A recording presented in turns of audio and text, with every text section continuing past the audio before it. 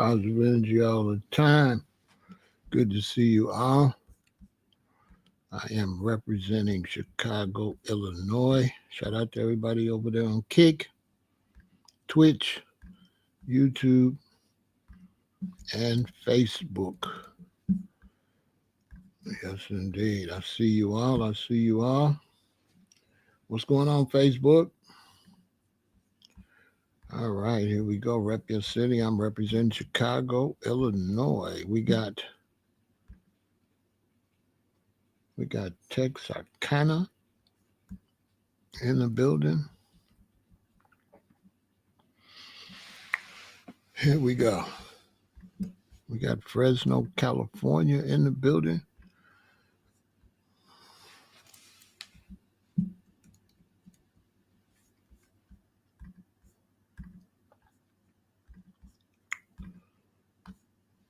Oh, there's so much going on. So much going on. So much going on. The immigration situation is just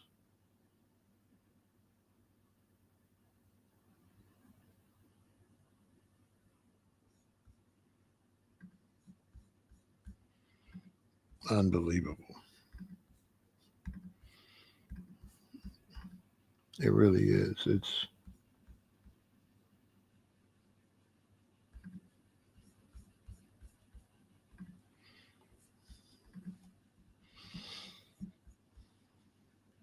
I'm not sure what's going on with citizens and politicians these days.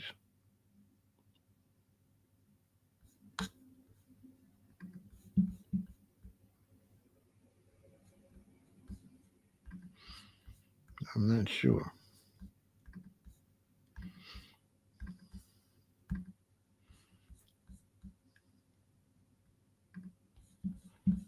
But it's definitely, we have Dallas in the building.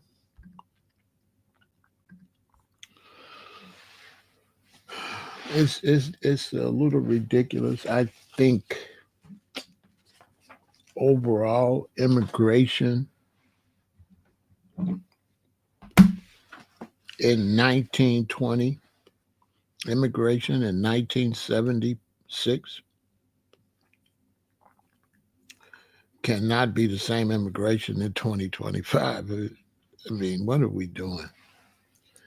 The global society is going to have to go and get together,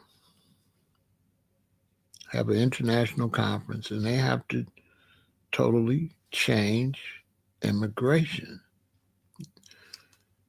As populations increase, you can't treat the population the same. You know, America was laxed on immigration in the 70s and 80s. It's 2025. You cannot have a 1970 immigration policy in 2025. I think it's time to realize it's crowded. I think it's time for these countries to realize they have internal situations. And not having your internal situations taken care of and then inviting more people on top of your problems is about as dumb as you can get. The United States needs to totally shut down any new citizens. 0 new citizens. I don't care if they're coming from Europe. I don't care where they're coming from. They have to shut that down.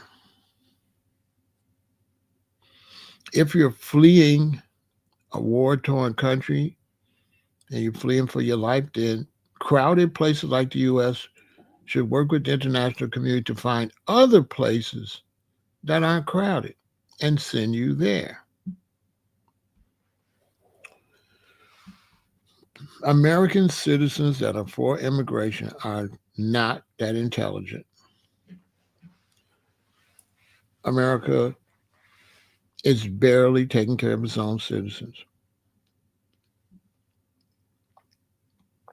America is barely taking care of its own cities and its own states.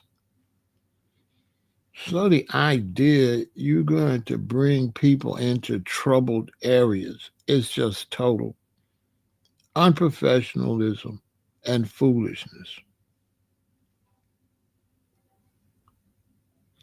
And in America, you're not going to listen to people that ran across the border tell you to let more people run across the border. I mean, that's a lot of Hispanics in this country that did not come here legally. And so their opinion about people coming to the country is ridiculous to even consider. You know, a Mexican's opinion, I don't mean this in any kind of racist way, a Mexican's opinion about Hispanics coming into the country is not a valid opinion. It's a biased opinion based on them being Mexicans. Okay. It's not a decent, it's not what you would call a professional opinion, I would say, without considering no bias.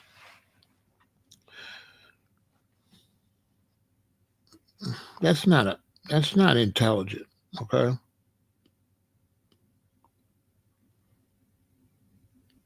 It's not intelligent. And it's not intelligent to take too many people from a place that's not doing too good and bring them to your place because they will bring down the quality of life where you're at.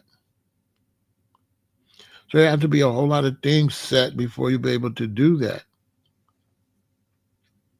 You'd have to monitor pay wages because are you bringing in slaves? How much are you paying these people?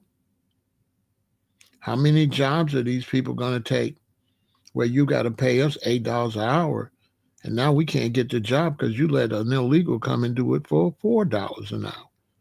These are all legitimate gripes. Illegal immigrants into the United States undermine American workers.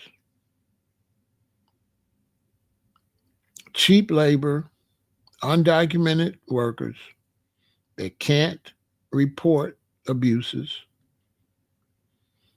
and that makes the entire job market a scumbag job market. We have a bunch of businesses open here that really can't afford to be open or are stacking all the money and have people working for pennies.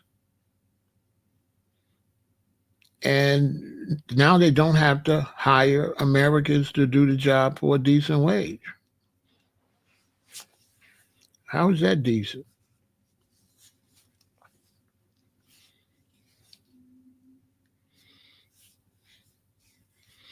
I had a lot of Hispanics going against me. Why would I listen to you?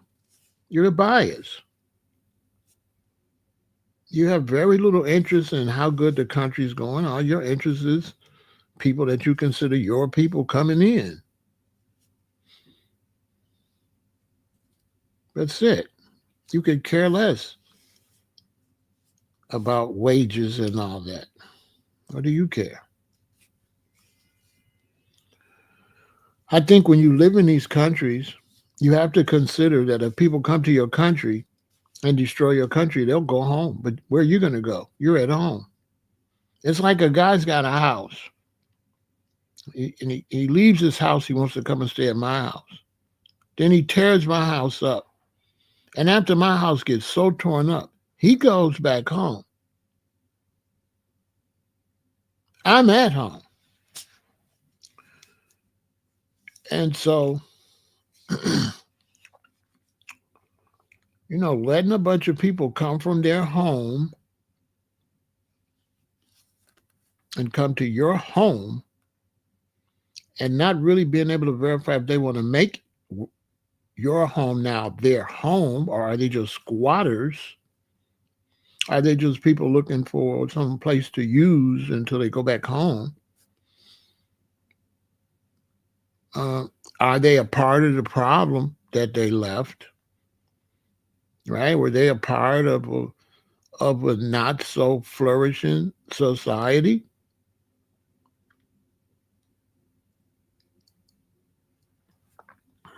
Are they fleeing criminals?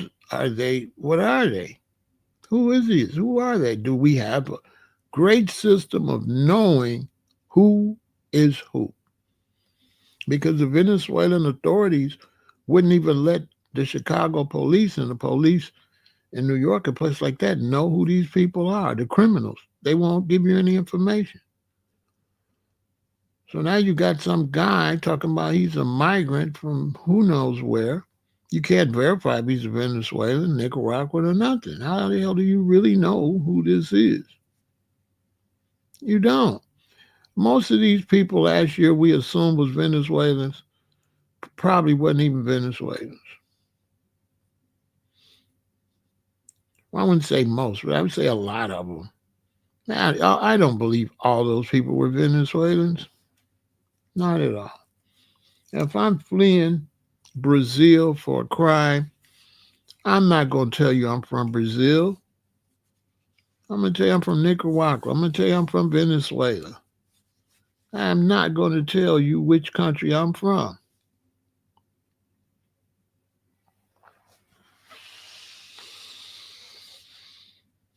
And so now the Chicago Public Schools is broke because they brought in all of these people and gave them our money, gave them our tax dollars, which they should be jailed. Governor Frisker and the mayor of Chicago should be in jail. They embezzled our money. They took the money of Chicago taxpayers that they swore they would take care of the people of Illinois and the people of Chicago, and they took our money and they did not take care of the people of Illinois and the people of Chicago. They took care of somebody from South and Central America that did not vote for them at all. How do you get my vote and then get my tax dollars and give it to Julio from South and Central America? How do you do that? Mind you, you keep your salary. You keep your mayor's salary. You keep your governor's salary. You don't give a penny of your money, not a dime. You don't give a dime of your personal money for this humanitarian effort. You give the taxpayers money based on your bright idea. Because if you had to pay for it, you would think twice. And now, a lot of people are going to lose their jobs in Chicago. How they going to pay their bills? How they going to keep their homes? So you're so busy trying to help some people from south of the border that you make Chicago citizens lose their homes because you can't pay them.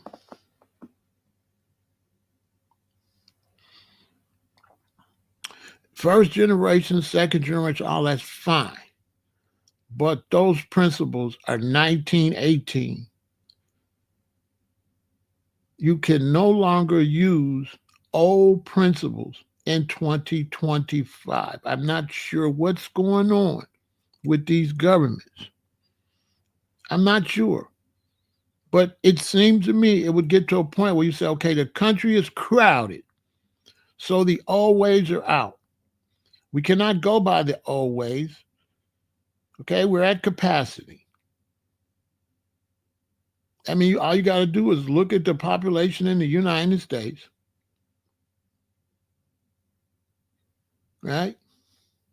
75 years ago, and look at the population today.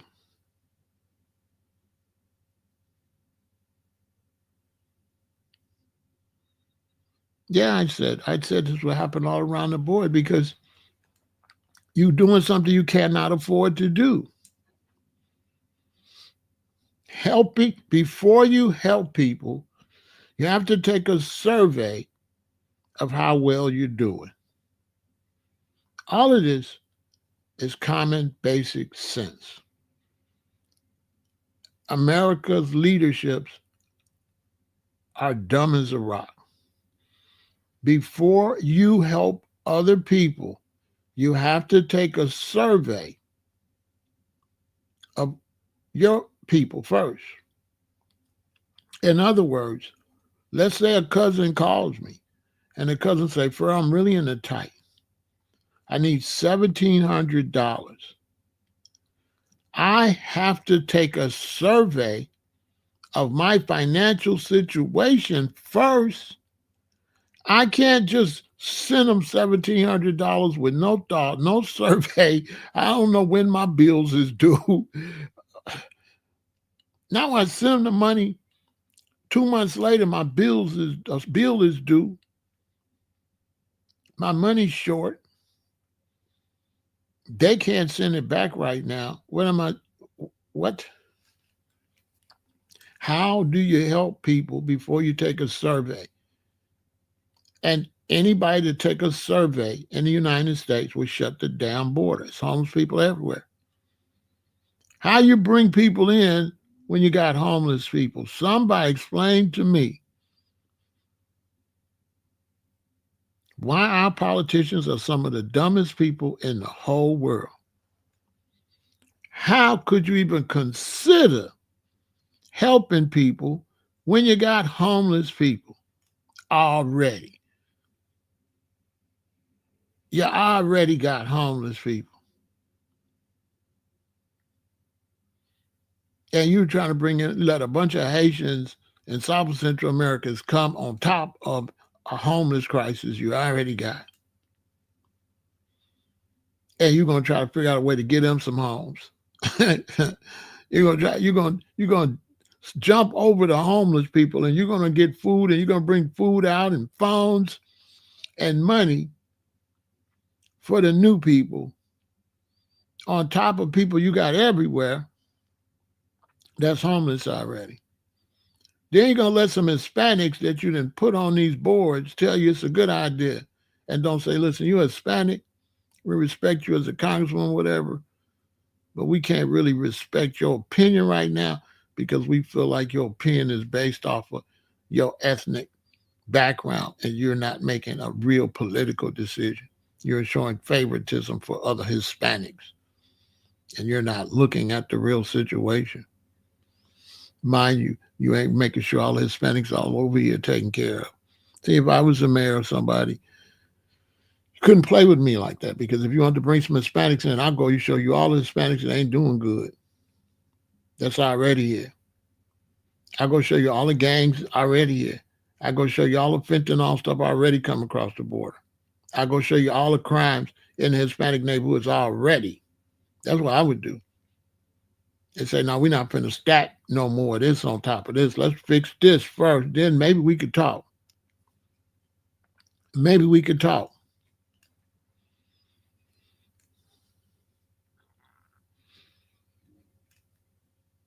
Chicago was made a sanctuary city in 1985 by Harold Washington. That was 1985. It's 2025. That should have been shut down. That was then. It was plenty room.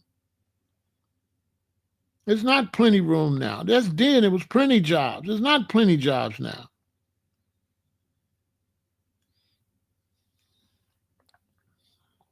That's then. People had a lot of children, so people are not having a lot of children now. It's the dumbest idea ever. Then you bring people in and street elements come, and then those of us on the street now, we got to clean up your mess. We got to go to war with with these gangs you let in. We got to drive them out of our communities where you shouldn't have never let them in. Okay?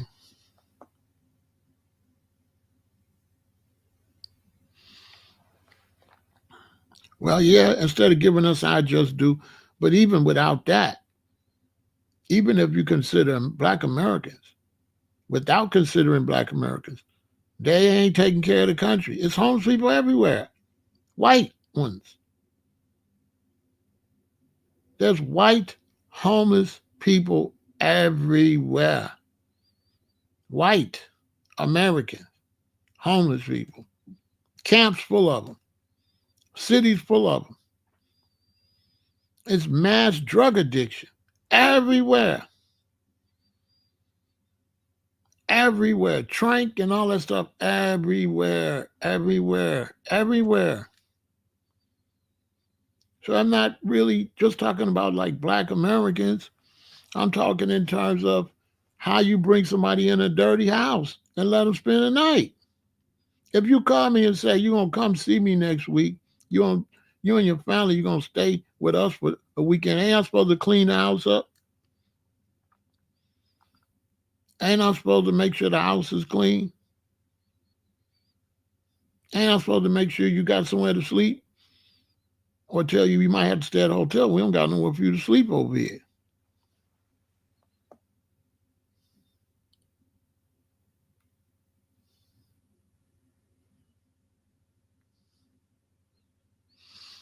Yeah, Mayor Johnson definitely went over and beyond. But it got everything to do with sanctuary city, Jessica, because if it didn't, why didn't they overturn it when the citizens went to vote against it? So it's definitely about sanctuary cities because Chicago voted to maintain the sanctuary cities when the citizens didn't want to maintain it. Jessica, why did they keep it if it ain't about sanctuary cities? When the people say they don't want it no more, why'd they keep it? This just happened last year. The Chicago City Council rejected a measure that would have let voters decide. I'm watching everything. I know what's going on. Without sanctuary cities, Mayor Johnson wouldn't have a leg to stand on. Okay? Now, look.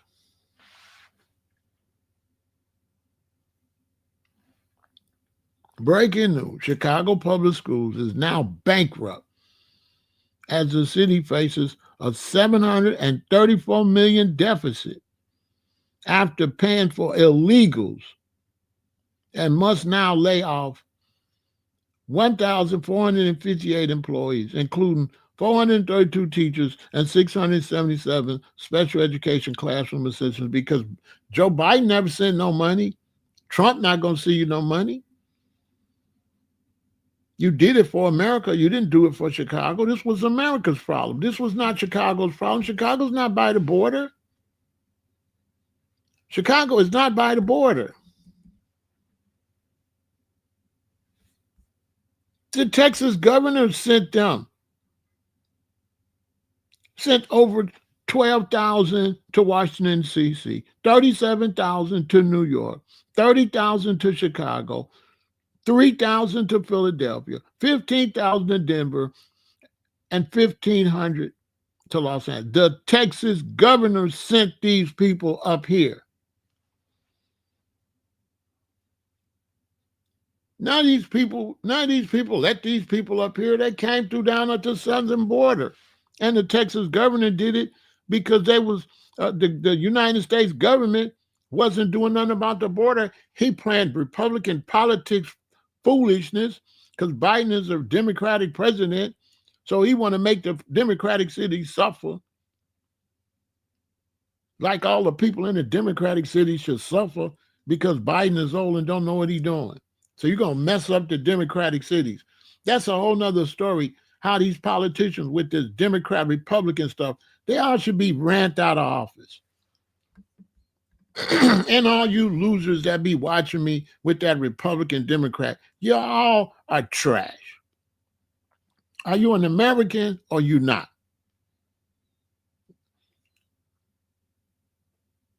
You want to be a Republican. You want to be a Democrat. Y'all want to argue over that stuff instead of doing what's best for the country. Instead of doing what's best for the country. You want to do Democratic stuff and they do Republican stuff.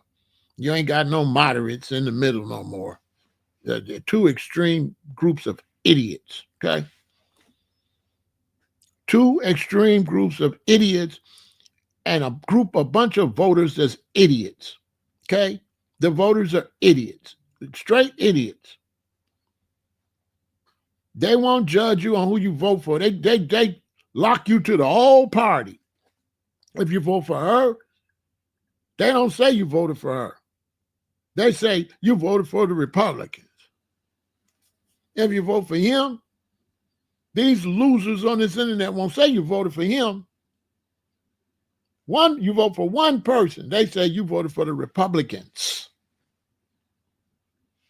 because you voted for somebody going to do some good in your city. He happened to be a Republican. Or you voted for somebody that's going to do good in your city and they happen to be a Democrat. And you tell me I voted for the Republican. I don't even know the damn Republicans. Who the hell is the Republicans? So I can't vote for nobody. If I vote for one person, I'm voting for the whole damn party. Well, if I vote for a Democratic mayor and I'm voting for the whole party, why the whole party ain't doing nothing for Chicago?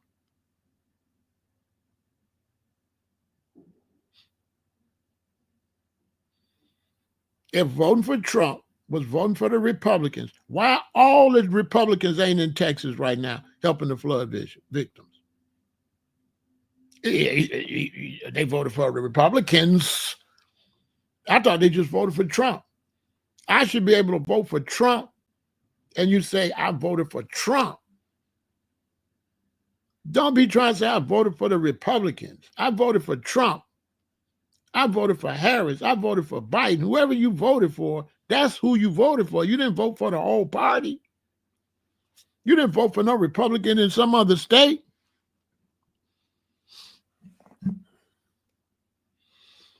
Out of curiosity, Pharaoh, I want to change the subject. No, because it's irrelevant, okay? Don't ask me nothing irrelevant. It has nothing to do with what I'm talking about.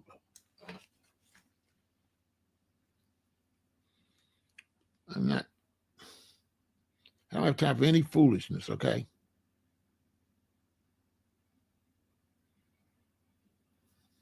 Out of curiosity, how do I know that's even a real person? Okay.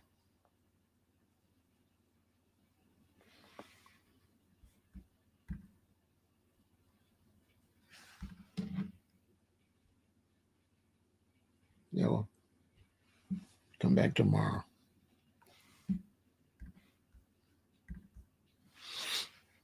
As a matter of fact, don't come back at all. Let me get you out of here.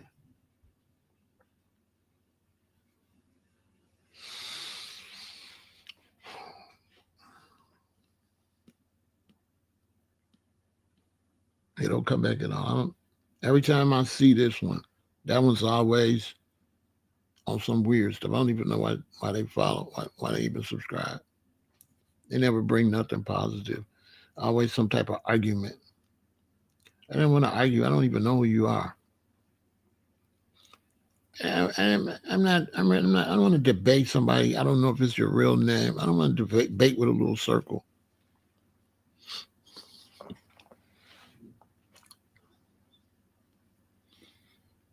Who I voted for has nothing to do with the fact that the country won't sit down and update its policies. Period. The country is then went to hell in a handbasket. The Democrats and Republicans are supposed to be working together to make their country better. It's not supposed to be a coup of Republicans to do stupid shit like bring in crypto and sell Teslas in front of the White House and all this. Okay. I mean, this current Republican administration is about as crooked as it gets. Okay. The president is using the government for personal attacks. It's totally unprofessional. Okay. And so we won't even get into that. You understand? And here we got they say stop voting Democrats. See, this people like this is Sam. People like this are slow. They're slow. They believe that the Democrats is this way and the Republicans is this way, which is not true. This is brainwashing being pushed onto the public. They're brainwashing the public. Because what you're supposed to say is the government need to come together and do what's best for America. You're not supposed to have to vote for a Republican or have to vote for a Democrat. The Democrat and Republican politicians are supposed to be working together to do what's best for the country. So now when you say don't vote for Democrat, you have bought in to the fall of the government. You've bought into it because it shouldn't matter which party you voted for to run the country in a decent way. That shouldn't matter. And then when you vote for a Democratic mayor in your city, you did not vote for the Democrats. You voted for that particular mayor, period. And so Sam is a part of has been brainwashed by the Matrix. He's been brainwashed. That only one party is going to do their job and the other party's not. So don't even consider the other party. This is very dangerous. It's very dangerous when you want to accept a split in the government and you don't demand that them guys get in there and work together and get stuff done. You accept the split. That's horrible. If you believe that you got to vote for the Republicans to get something done, or if you believe you got to vote for the Democrats to get something done, you've been brainwashed. You're accepting a failed government. They're not Republicans and Democrats. They're United States citizens. They are politicians for the United States government. They are politicians for the American citizens who are not Democrats and Republicans. The citizens, we're not Democrats or Republicans.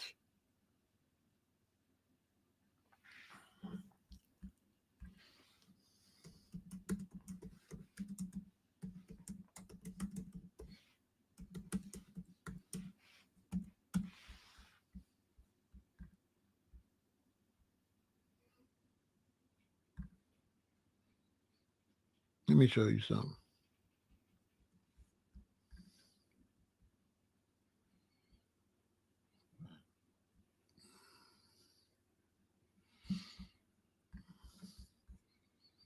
Yeah, don't try to get me into clown stuff.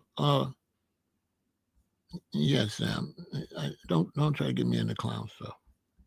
Thanks, no thanks. Keep that. Keep that. Look. Okay. Close to 90 million Americans didn't vote.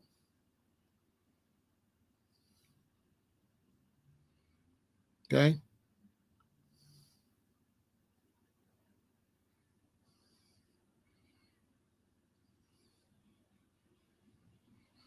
All right. If 90 million Americans didn't vote, what are they? Republicans or Democrats? Who should take care of them? Who should make sure that the government runs for the 90 million Americans didn't vote? Who should make sure that the government should run for everybody that's under 18? So you telling me that all the children that can't vote, they don't deserve to have a good government because they need to be able to pick either a Republican or a Democrat? Is that what you're telling me? Is this the philosophy? That because the children can't vote, they don't deserve a country to run right? Because let's say you don't believe the Democrats can do a good job and the children can't vote and the Democrats get in there. You telling me it's all right for the Democrats to not do a good job for all the people that can't vote? Shouldn't both of them make sure that all the people, whether they voted or not, get taken care of? Shouldn't we have a decent American policy, or should we have a Republican policy and a Democrat policy? So y'all cool with them not working together. That's why that fool came over here asking me who I voted for. because you done bought into your demise. There's no way you can have a decent country when one party is way over here and the other party's way over there and the country's in the middle. There's no way. Now the country want to waste time arguing with each other about I should have voted the way you see I should have voted because you believe the Republicans is the way to vote. So now you want to tell me don't vote Democrat. And you don't know how stupid that sounds. That sounds absolutely stupid. You're basically saying, let's just have a dictatorship. Let's just have a Republican government then. If the Democrats are just no good, get rid of them, right? And let's be under like a Hitler type regime, right? Because this is what you're saying. You're pushing for just one party, no choices. And if you don't feel the Democrats are doing a good job, you're accepting it. If you don't think the Republicans do it, you're accepting that they're not going to do a good job. How is that positive? How is it positive to say don't vote for the Democrats if you want things to work right?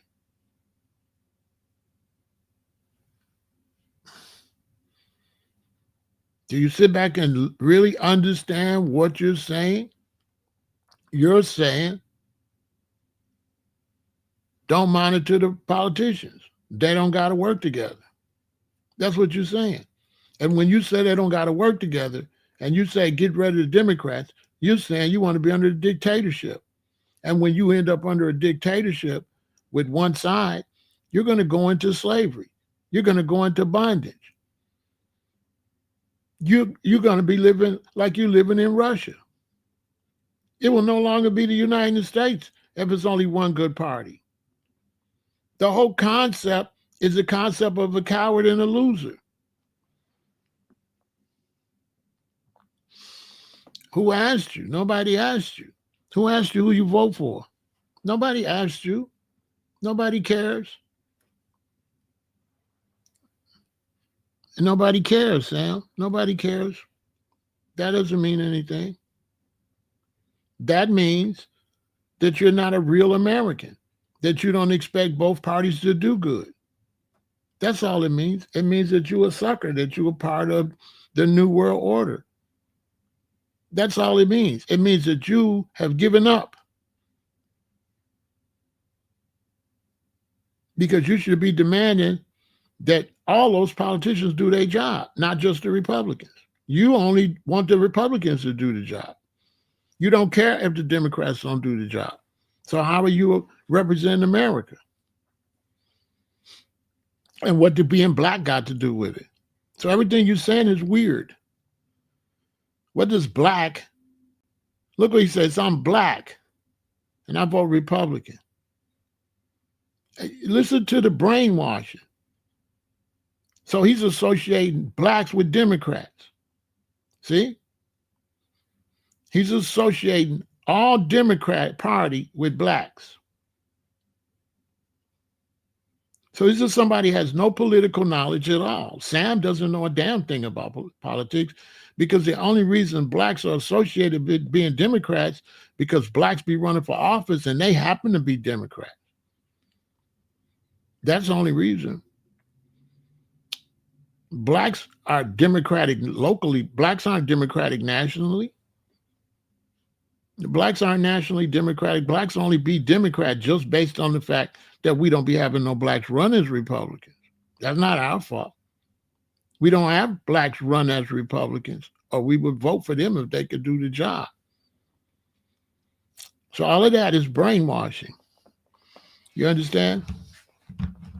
All that is nonsense. I mean, you could keep it, but I don't know why you're trying to sell it to me. This is the big leagues over. I'm trying to have an intelligent conversation. I'm not trying to have no goofball conversation, Sam. Okay? I'm not trying to have no low-level conversation, bro. Okay? That's not what I'm trying to do. I'm not trying to have a low level conversation.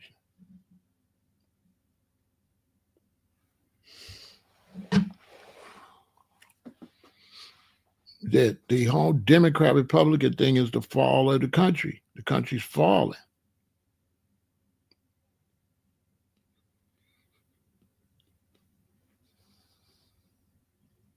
The average young American don't even really know much about why one party's Democrat and one party's Republican. They don't even know that information.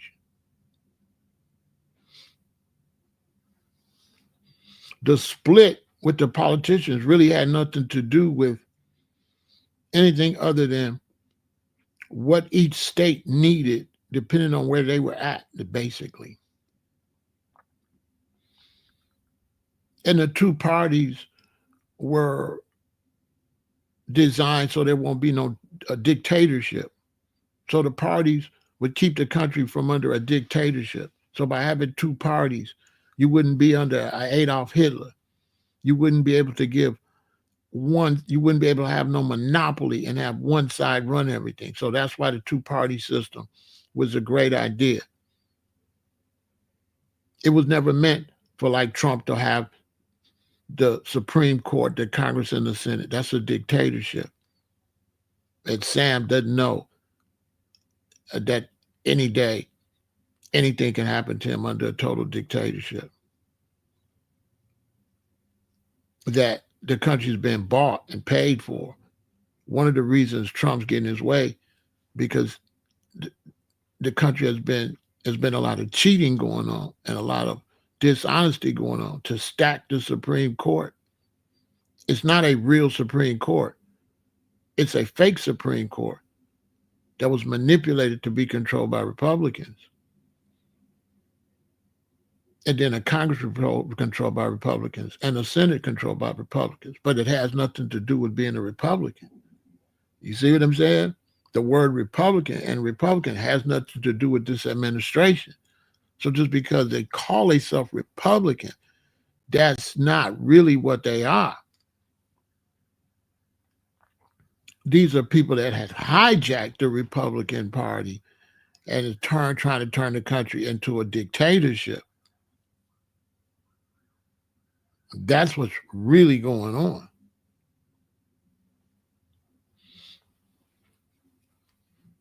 To push the acceptance of just one party and the other party is no good. That's not American. That's not American. The American system, all of them politicians supposed to go in there and they supposed to come out with what's best for the country. They supposed to go in there. They're supposed to sit their asses down. They're supposed to work together. And they're supposed to come out with what's good for everybody. And they're not supposed to be Republicans. It's not supposed to be Democrats. And look, if you look at social media, you see, you had two of them come over. You had Sam come over here. You had the girl come over here, right? Totally brainwashed. They're buying into the New World Order.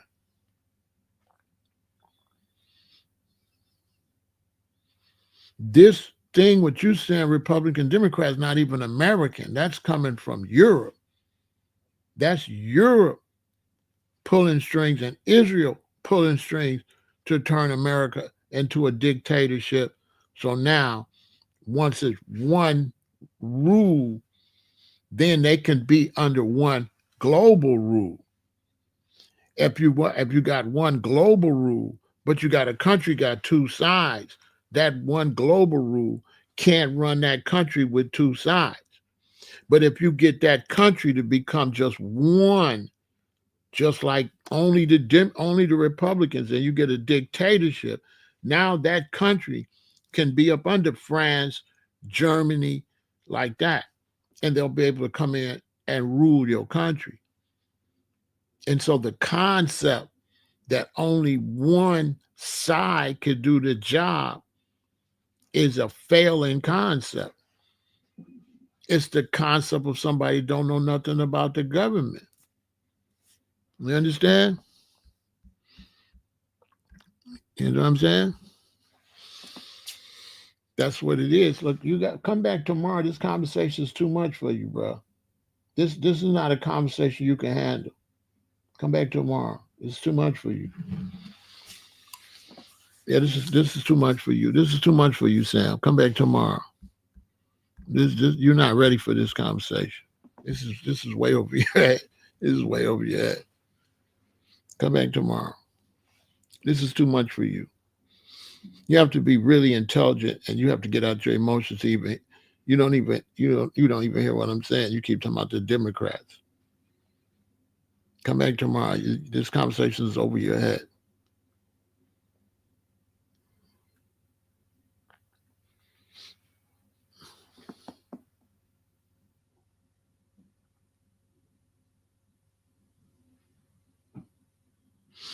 Well,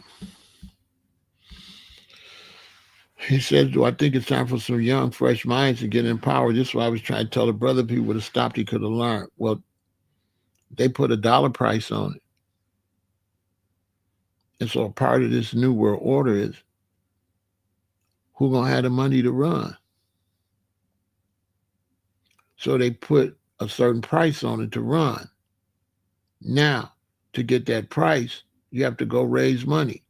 Now, you can't raise money unless people with a lot of money support you. Now, people with a lot of money not gonna support you unless you're a part of this new world order. So where would you get enough money to run for office? Because now you have to go to the elite to raise enough money for your campaign. And in order for the elite to give you enough money to run for your campaign, you got to do what they tell you to do. And so Trump, he don't run nothing. Whoever's paying it for his campaign run this. That's a fact. And he going to do what they tell him to do. Whoever paid for all them commercials and that jet to fly around the campaign, that's who run. That's who run. That's whose interest he has. And so the country's been sold out. So if you're a Democrat, you got to go beg for money. If you're a Republican, you got to beg for money. And the elites look to see what's in their best interest. And whatever in their best interest, that's who they give the money to run. And they have to fund all of that. Elon Musk funded all of that. That's why he's mad. He gave billions for Trump to win. He bought the presidency. So that's why I say I can't talk to certain brothers because they way down here. They want to argue. They want to argue way down here. I got to talk to people that's watching globalization. They know what I'm talking about. They understand the border. They know exactly what I'm saying. They'll know exactly who's behind the border being open. It's not Democrats or Republicans. These are globalists that's behind this. Who told them people to come up here? Because there was radio advertisers and posters in Venezuela telling them, come to America. There was people waiting for them with airplane tickets and money. There were people that was bringing them in at night, taking them in churches. This is back years. This has been going on 10, 15 years now, but especially the last 7 years. They've been smuggling people in at night, putting them on planes. Who put all that money on them cars for them Venezuelans?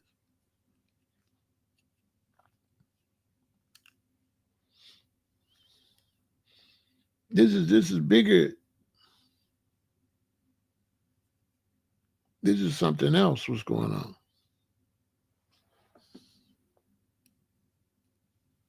This is something else. This is globalization. These is the filthy, filthy, filthy rich.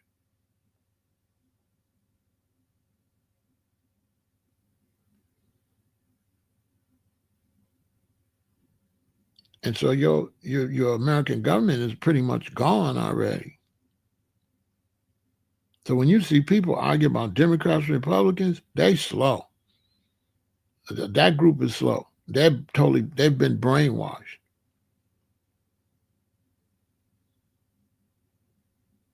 They've been nobody never. All that's new. All that's new. If you voted for Kennedy, nobody said you voted for the Democrats. They said you voted for Kennedy. If you voted for Johnson, nobody used to say you voted for the Republicans. They would just say you voted for Johnson. In American history, they never connected a president to his party. Never. That's some new internet stuff. That never happened. That never happened. The public was never Republican or Democrat. The public was your citizens. People would go in and vote, and they would vote for this guy. He a Republican. They vote for this guy. He a Democrat. This guy, he's a Democrat. This guy, he's a Republican. That's how they used to vote. People used to vote for whoever they liked. And then they had where they start having where you just got one thing you could pull and vote for all the Republicans, or you could vote for all of the Democrats. But if you go vote and you look, it's open for you to vote one at a time. It's open for you if you feel like this governor sound like he gonna do a better job, you vote for him. This judge sound like he gonna do the best, you vote for him. Now, he might be a Democrat, he might be a Republican, but you're not voting on that. You're voting on this governor. You like what he said about housing taxes. And you like what this judge said. You like this Republican this Republican governor, because he's going to give you a break on your taxes, your property taxes. You like this judge because he's probably going to be tough on crime. And the Republican judge is not. So people used to vote only by what each person was going to do. People didn't vote Democrat or Republican. People didn't consider themselves voting for the Democrats. That's all new. My mother and them, when they voted for a president, they didn't consider they was voting for the Democrats. That's new. Nobody used to talk like that. You would just say who you were voting for. That's it. You didn't say you're voting for the whole damn party because you're voting for a mayor. How's the mayor the whole party? Does that make sense to anybody? Does it make sense to you that a mayor represents the whole party? That sounds like it makes sense.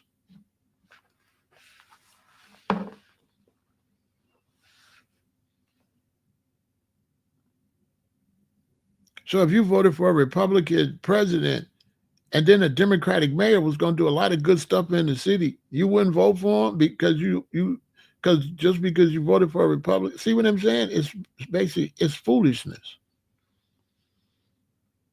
It's brainwashing. Because now nobody's got to do their job no more. Think about it. If you say, I don't vote Democrats, that means you're going to vote for every Republican, whether you know if they're going to do a good job or not, whether you know if they're racist or not. You don't care because you've been brainwashed and you think it's the Democrats and the Republicans and nobody is individual in your eyesight. In your eyesight, they're all in cahoots to do something that has been put on this internet, and you don't know who put this information on this internet. This information has been intentionally put on the internet. Let's take the news. I don't know if you know it or not. You don't have news anymore. You don't. You don't have news. Should news be Republican? Who's cool with Republican news and Democratic news? Because that's what you got now. You don't have news. You don't have Walter Cronkite. You don't have ABC News. You don't have that. You have Republican news and Democratic news. And the Republican news, all they do is talk about the Democrats like a dog. And the Democratic news, all they do is talk about the Republicans like a dog. You don't have any news anymore. Fox News is Republican news, and CNN is Democratic news. You don't have no news no more. You don't have no news. You have political agenda. There is no news. This is what happened. There's none of that no more. It's opinions. You don't get the news. Now you can watch the news and get opinions all day. But when the news turned into opinions, they got you. Because the news is it's a fire here, it's a flood there, this happened here, this happened there, this guy that, that's it.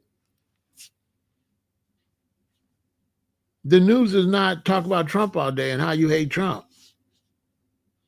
Or talking about Biden, how you hate Biden, or how you hate Harris. That's not the news that you don't like Harris.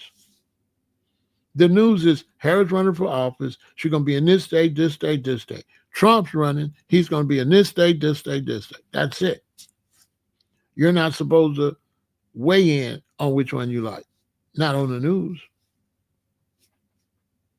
On the news, you're not supposed to like no candidate on the news.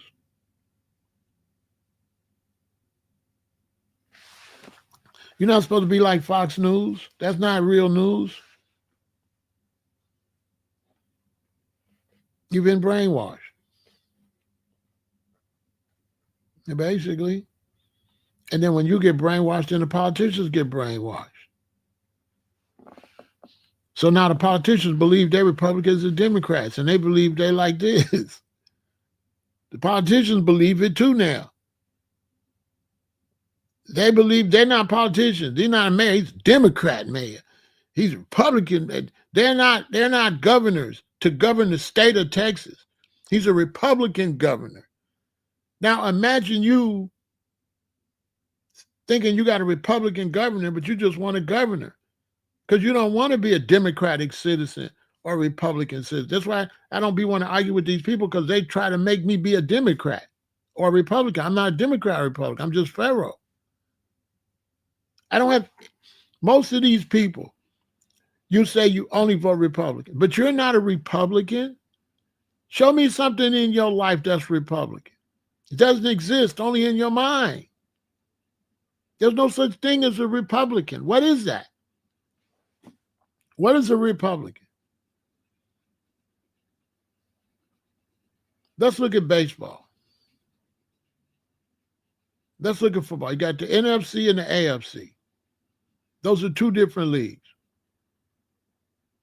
Can you be an AFC and you don't play in the AFC?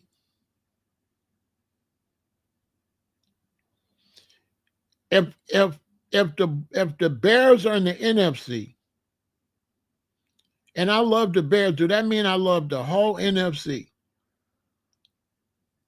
If I like the Bears, do I like the NFC?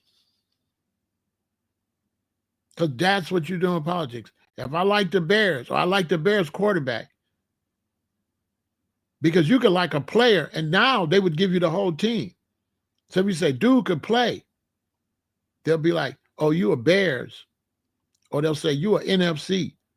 This is how y'all doing politics. If you like a quarterback and say, man, this is my favorite quarterback, they would say, you a NFC or you a AFC. They would not just give you the team. They'll give you the whole league. This is what the politicians, it's what the political internet hacks are doing. If you like a politician, you represent the whole party. Yet you just sitting in Chicago, you don't know what nobody else is doing. As a matter of fact, when they're running for office, you're listening to 4 or 5 different people run and you pick one. So you telling me that if I listen to 4 or 5 different people running for office in Chicago and I pick one, and that person is Democrat, I represent the whole Democrats, because the other ones was Democrats too. I didn't pick them. I just picked one.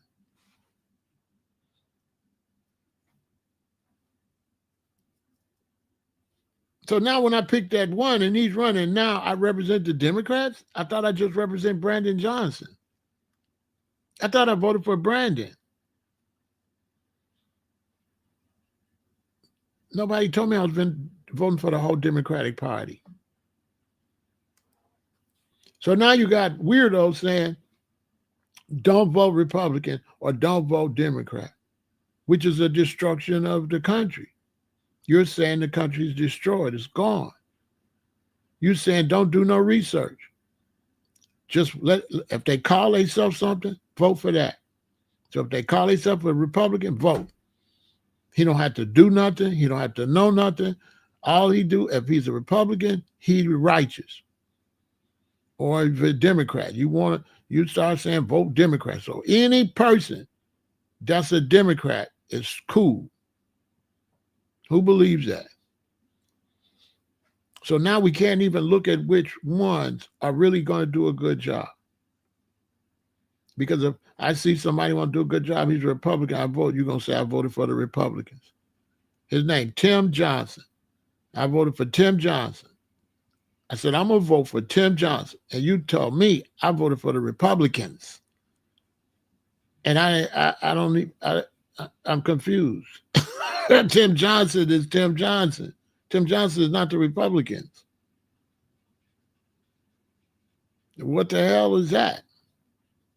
Now, if that's not brainwashing, if that's not total control, if that's not people that don't have no political knowledge, getting on the internet trying to talk politics, you tell me what is. And I can't listen to people because people argue with you that didn't even really go vote. Because the internet is a land of liars. And so I'm not really going to argue with you about what political side you're on. And I'm not even sure if you're really that. You might just be lying. You understand? So I mean, how you expect me to argue with you about politics when I have no proof that you're really any of that? I'm arguing with a ghost. You're telling me I only voted one way, but you might not even be an American on this internet. You might be some dude in Africa typing that. Nobody knows who this is. You got a weird name and you're trying to tell me what you are. And you want me to debate you like I'm supposed to believe this. You might say anything.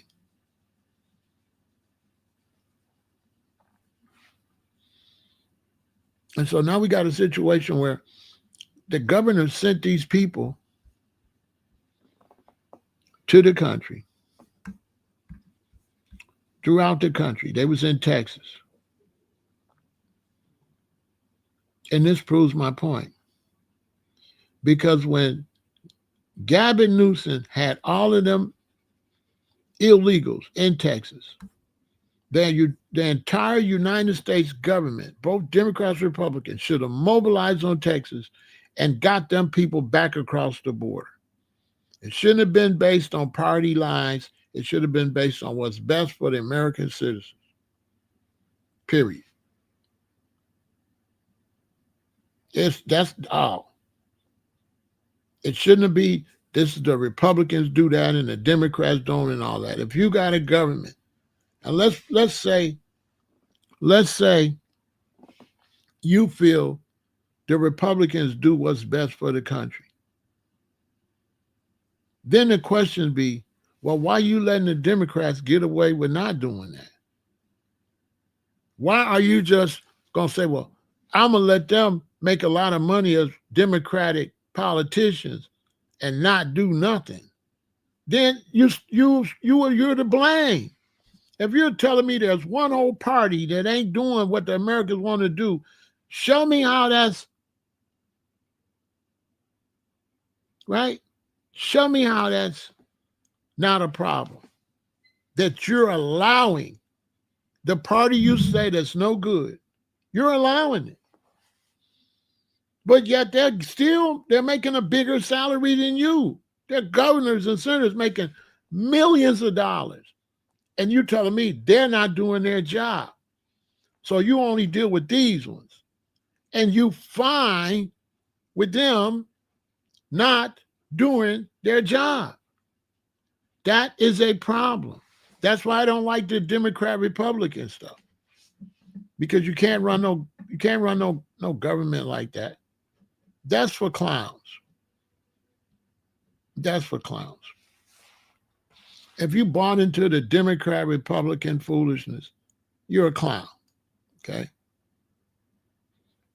This country is going to fall with that because my attitude is they all need to get in there and do their job. And my attitude is they need to fix it so it ain't no Democrat Republican.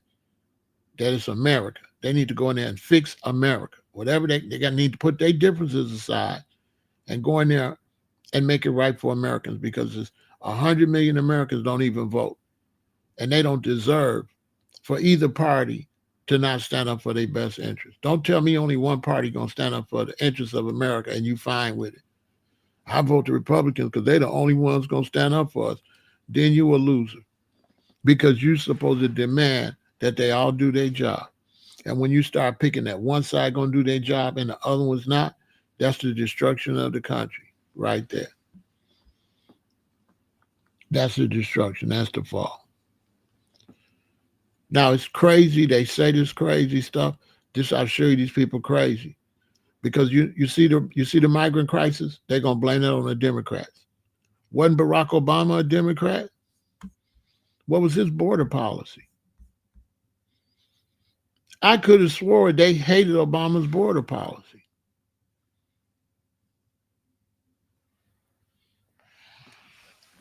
Look at the bottom paragraph. During the first year of Obama's presidency, the number of immigrants deported from the U.S. increased each year, peaking at 409,000, really 410,000 total deportation in fiscal 2012.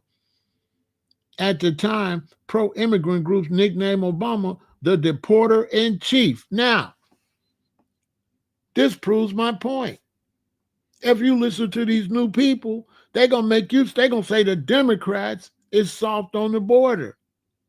Well, President Obama was a Democrat. And they said he was deporting too many people. I'm just showing you how phony it is. I'm showing you that Obama was great for immigration and Biden wasn't. And they was both Democrats. You can't blame the whole Democratic Party on Biden. That's Joe Biden. That's not the Democrats. That's Obama. That's Trump. Trump is not the Republicans. He is Trump. If you don't start looking at it like that, you're not ever going to have good government. Stop letting them hide behind the party and make the individual do their job. The czar for ICE that Trump hired was the one that was working for Obama. Facts. That guy that's always talking for ICE, that was Obama's man. Why? Because Trump wanted to get the job done just like Obama was getting the job done. So show me the difference in the Republicans and the Democrats. No, you had a Democrat that wanted to keep the country safe and keep migrants out, and now you got a Republican want to do the same thing. Same policies when it comes to immigration. Trump and Obama, same policies. So how could you say you got to vote for? No, you got to vote for the person that's going to do the job, whoever it is. Now, some of them people wouldn't have been trolling. They could have learned something. Because for sure, the way you all saying the Republicans this and the Democrats, I just disproved that. I just showed you that a Democratic president was just as rough on immigration as the now Republican. They was the same on immigration. Trump and Obama was the same on immigration. Everybody wanted to know when they were sitting next to each other talking and laughing. That's why they was talking and laughing. Ain't who my boy. I don't got no boy. All my sons is grown.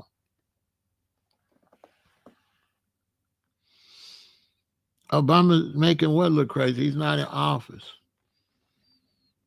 You on some kind of weirdo stuff. And then he make it so look. He said Obama got Chicago looking crazy. Obama's not even in office. So you got some nuts. You got some nuts. Bro, come back tomorrow. I don't know. It's kind of feminine. Are you a man? MBG gaming? All right, listen, bro. Put your big man pants on. That's too feminine, bro. That's too feminine. That's too feminine. What you on is too feminine, bro. You know what I'm saying? That's too feminine, bro.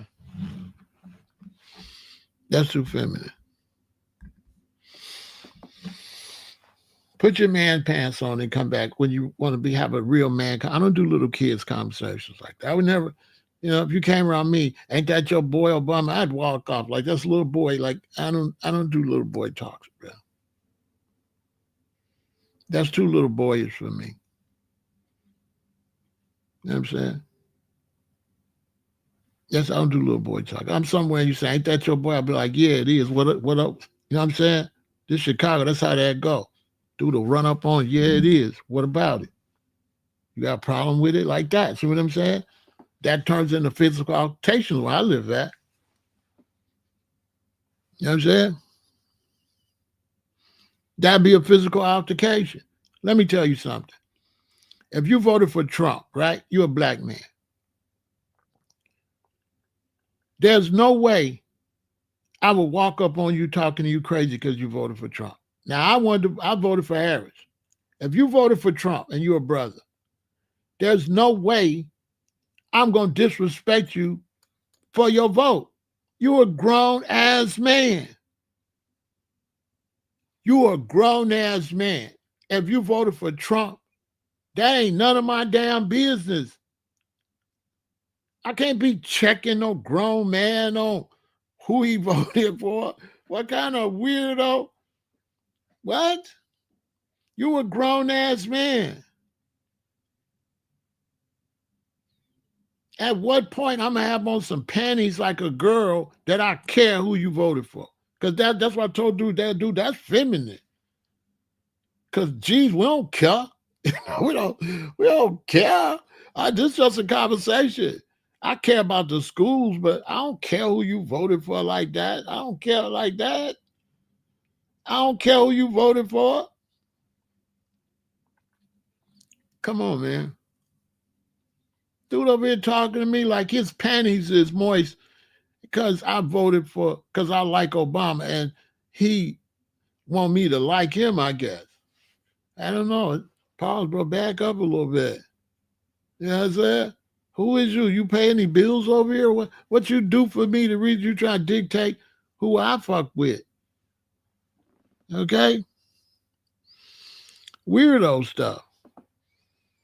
Weirdo. If I asked you who you vote for and you say I voted for this, I'm not making no judgments off of you based on who you like and who you voted for. I don't do that type of stuff.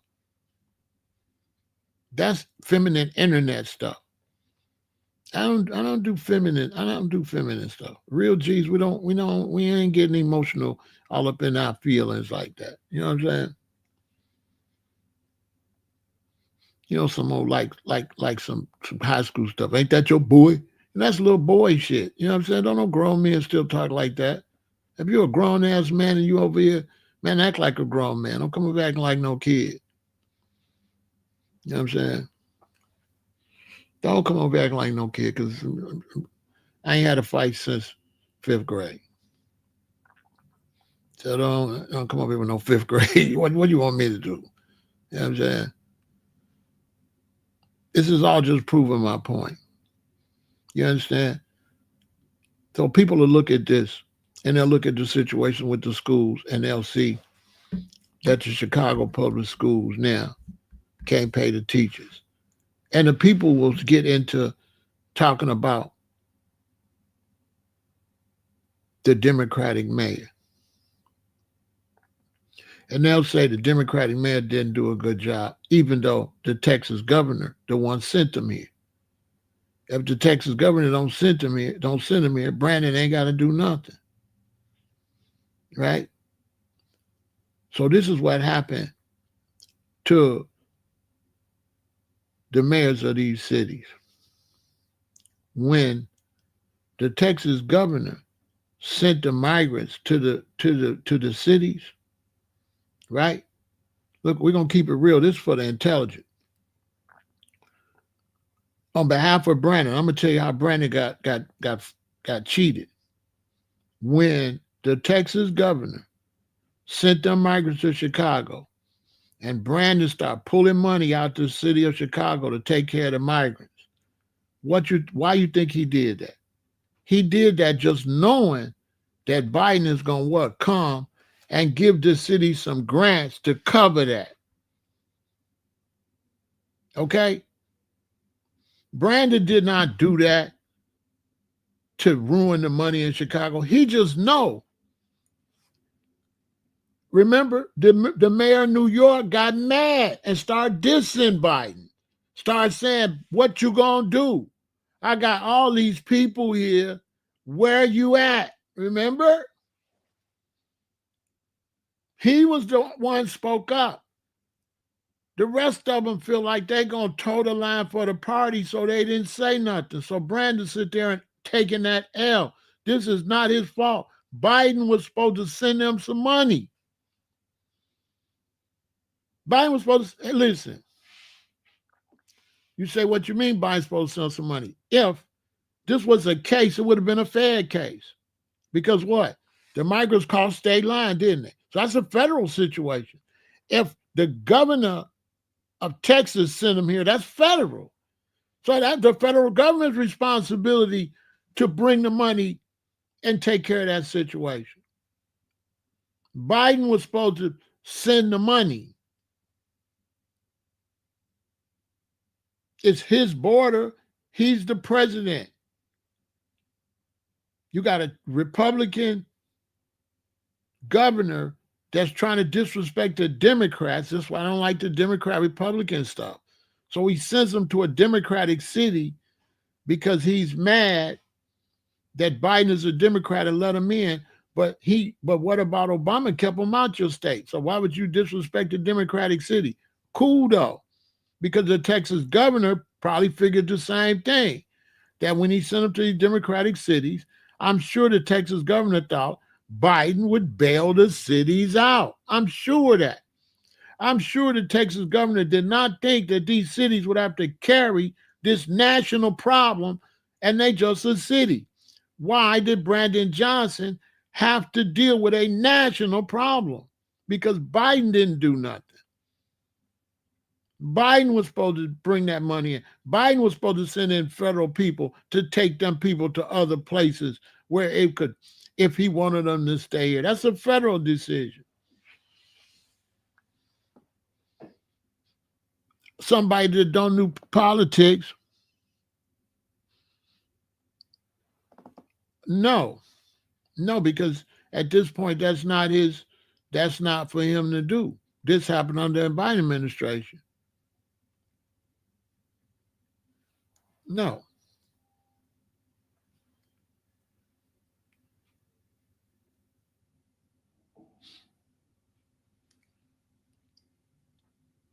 He'll get the money.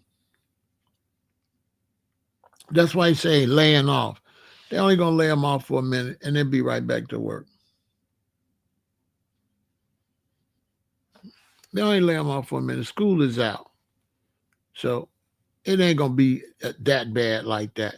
But the only reason this problem is because the federal government didn't help New York and didn't help Chicago, didn't help these cities. The federal government didn't help the cities. The federal government was immediately supposed to send money to Washington, D.C., New York, Chicago, Philadelphia, Denver, and Los Angeles as soon as they had to deal with this national problem. The government was supposed to step in, but they left them people to do that and then use it to run for office. That's why that stuff's crooked.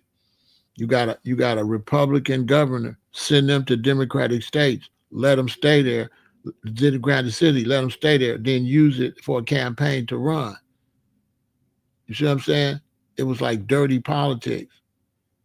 While they didn't instead of them cleaning it up, they said, "Oh, this is advantage to make the Democrats look bad." See what I'm saying? So they used it as a political scheme and made these cities blame the cities, but it was really the governor that sent them. Them cities that ain't got nothing to do with them people being there. None of them Republican mayors got nothing, right? None of them Republican, none of them Democratic mayors got nothing to do with no Republican senator sending them people to their cities.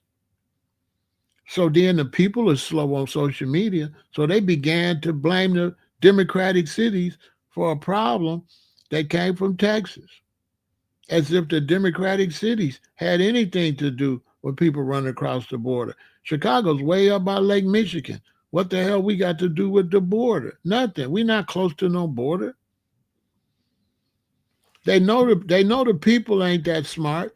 They know the people gonna get into politics. They turn politics like football game.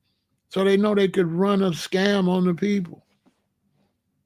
And then have you say Democrats, Democrats, Democrats. Basically, when it wasn't Democrats, it was just Biden. Biden just didn't do his job. How you gonna say it's Democrat? It was Biden. It wasn't Democrats, it was Biden. Because upon Obama, they called him the chief of deportation. So how's it Democrat? You got a Democrat that's sending everybody back. Then you get another Democrat and they all coming in. Then you say it's the Democrats? That doesn't make sense. That doesn't make sense. Is it going to be bad? Nah, it'll fix itself. It's plenty of money. The governor will have to figure out a way to get some tax dollars and stuff and slowly pay it off and get everything back.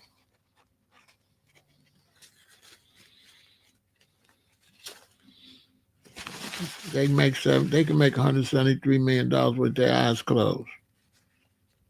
Trust me.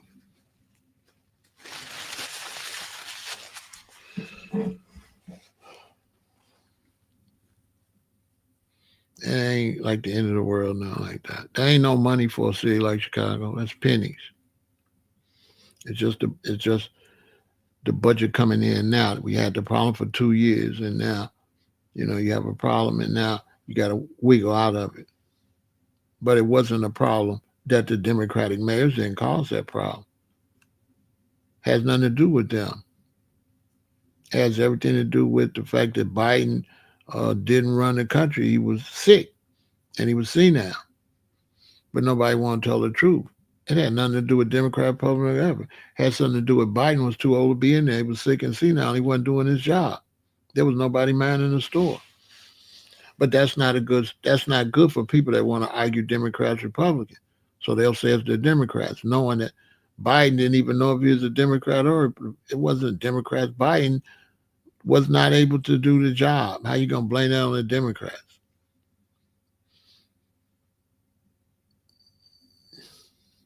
But it's sensationalism and it works with the weird old new stuff that people doing. But this country didn't get like that because of Democrats. This country got like that because Biden was senile. Biden's not Democrats. Biden is Biden.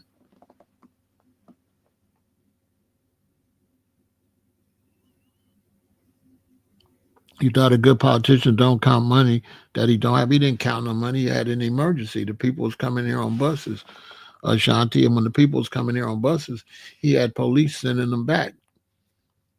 He was blocking the buses, sending them back. It got to a point he started blocking the buses, and the governor started putting them on planes, flying them in on planes. So he wasn't counting money. He was stuck with a problem. So he started counting money. Is just like, no, it was a problem, and he had to figure out what to do. It was people on the streets. It was people sleeping at the police station. So he had to come up with some money to get them people out them police stations. So it's not fair to say count money. Like if something hit your house and tear your house up, and you got to go into your savings and start spending money, and that caused you a problem. I can't say you didn't count your money. You had something happen to your house.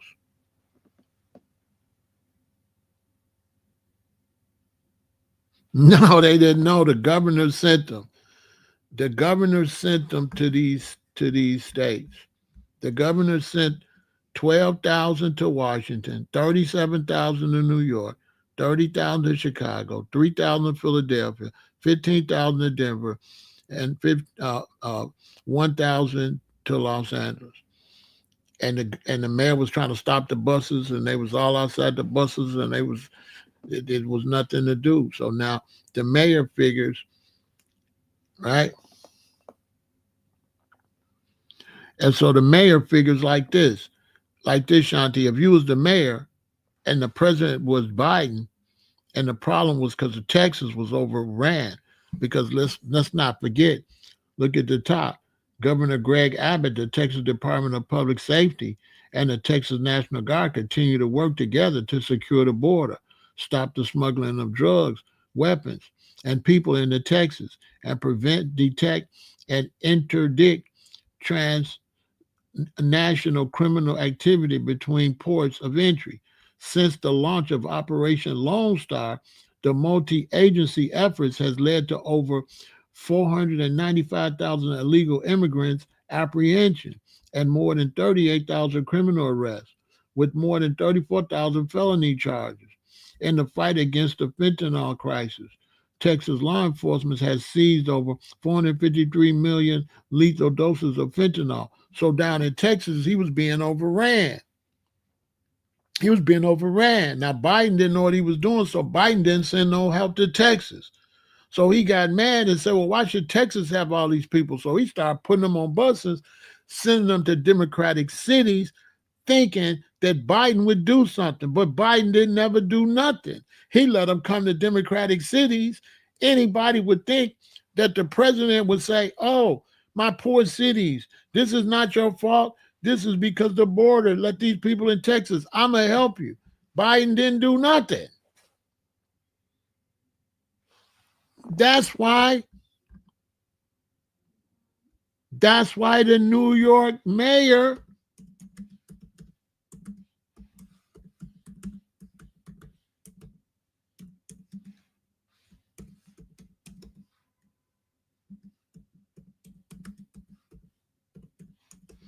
who remembers. Y'all remember when the New York mayor went off on Biden?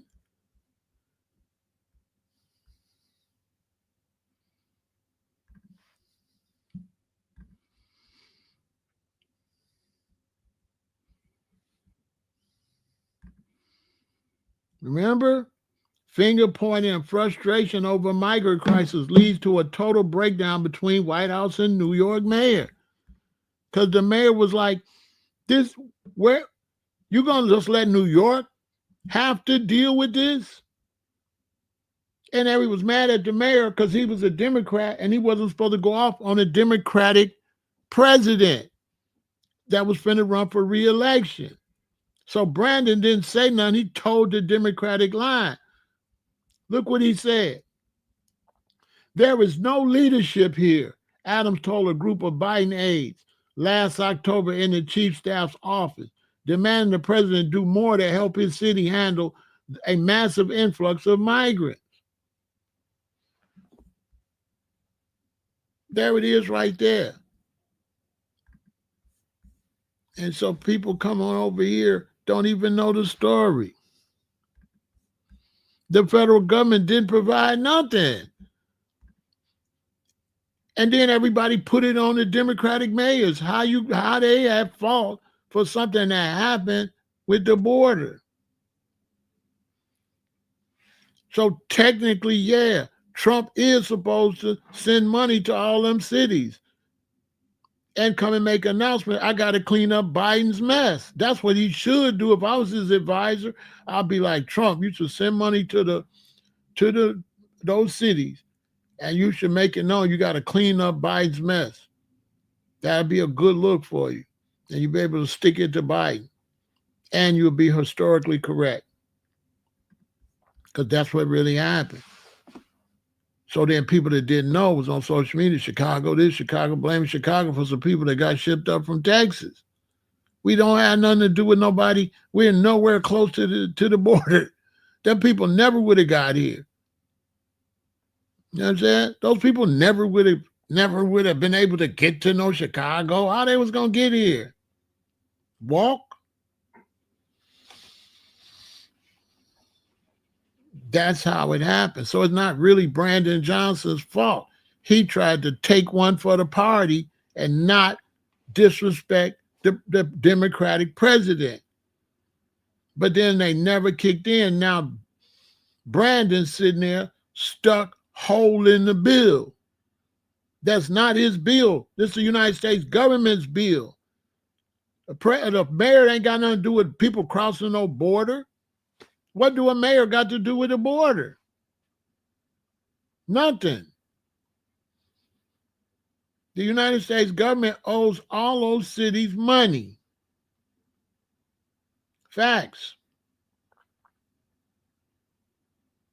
That's the United States border. That is not California, LA's border. That's not Chicago's border. That's not New York's border. That's the United States border. Mayors aren't federal. You know what I'm saying?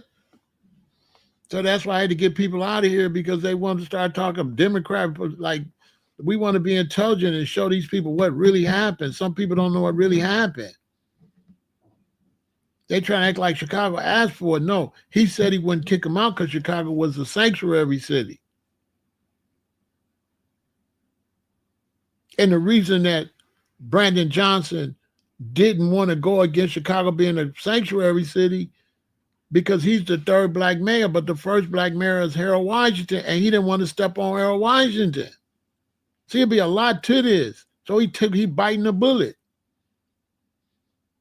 He didn't want to be the one to overturn what Harold Washington started. Harold Washington made Chicago a sanctuary city. Because back then they used to feel like if you're in a war or something like that and people trying to unalive you, and you in South Africa or you somewhere and you got to run, they was like, well, you could come here. So that's how Chicago got a sanctuary city.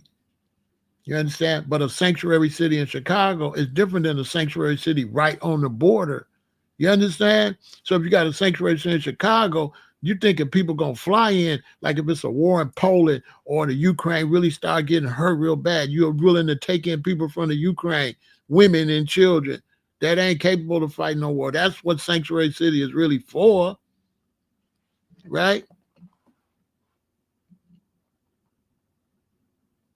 Right. Right. Because if you're a sanctuary city and you ain't on the border, how is people going to get here for sanctuary? You see what I'm saying, Ashanti? Sanctuary is not just for the border. Sanctuary from anywhere. You might be coming from a war in the Congo. It might be a war in Africa. It might be a war in Europe.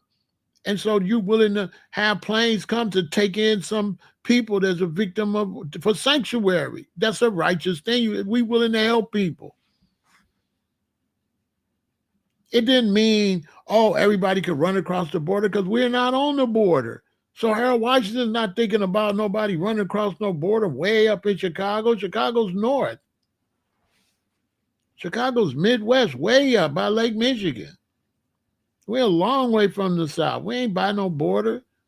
So when people try to make it, oh, Chicago's a sanctuary city for just everybody to come, how they going to get here? Of course it's a sanctuary city. How are they going to get here? A sanctuary city means, let's say something happened down in South America and a lot of people run to California, run to Texas. A sanctuary city means they can send some of them here. They can send some here.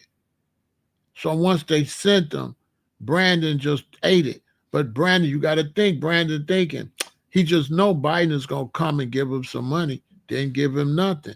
And that's why the mayor of New York went off. Biden was a horrible president.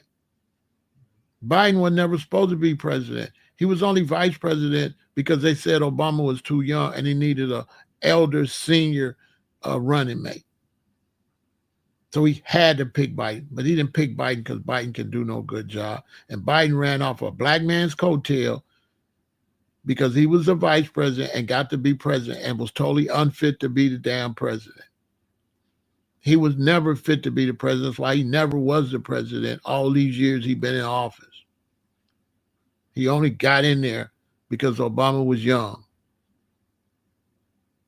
And they say he didn't have no experience. Yet the white man, Trump, ain't had no experience. And they put him in there right off a TV show. That show you the racism in the United States. They said Barack Obama, who was a state senator and a federal U.S. senator. He was a state senator and a U.S. senator. They say he didn't have enough experience. What political job did Donald Trump have? Was he a senator? Was he a governor? Was he a mayor? No. Straight off a goddamn TV show. That's why America's still racist. Because they said Barack didn't have enough experience, and he was a state senator and a governor, a federal senator. He was a U.S. senator and a state senator. And Trump wasn't shit, and they let him run. And they never said he didn't have no experience, which he don't. Go figure that.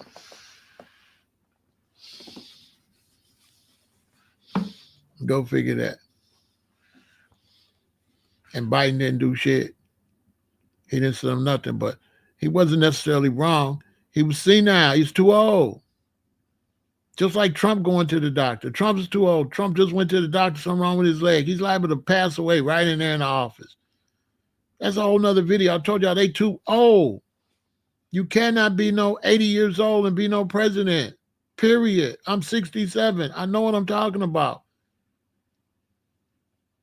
I cannot be no president at that age. I could be a president now. I could be a president now. I could be a president at 71 to 75.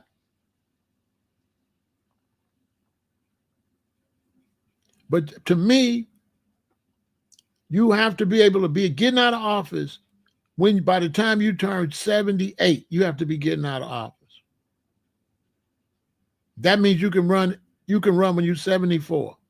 Or you can run when you're 73 and then get in office when you're 74 and you get out at 78. That's it. You should not be able to run for office any older than 73. Too damn old. Ain't no way I could be no damn president that old. Your body can't take it. It's too much for your body. It's a lot on you when you're 67. I'm 67. Presidency is a lot of work. But I think the best presidents in their 60s. That'd be your best president ever. In their 60s, that'd be the best president ever. They're still kind of strong, and they done got their philosophy all the way tight. Because in life, you're constantly fixing your philosophy. And by the time you get 60, your philosophy is A1 tight. You done made all the tweaks, everything you believe in, and you at your peak. You're going to still be making improvements, but not as many as you've been making all them other years. All them other years, you're constantly throwing out philosophies. People see you say, but last 3 years, you said something different. I know, that was 3 years ago. You know what I'm saying?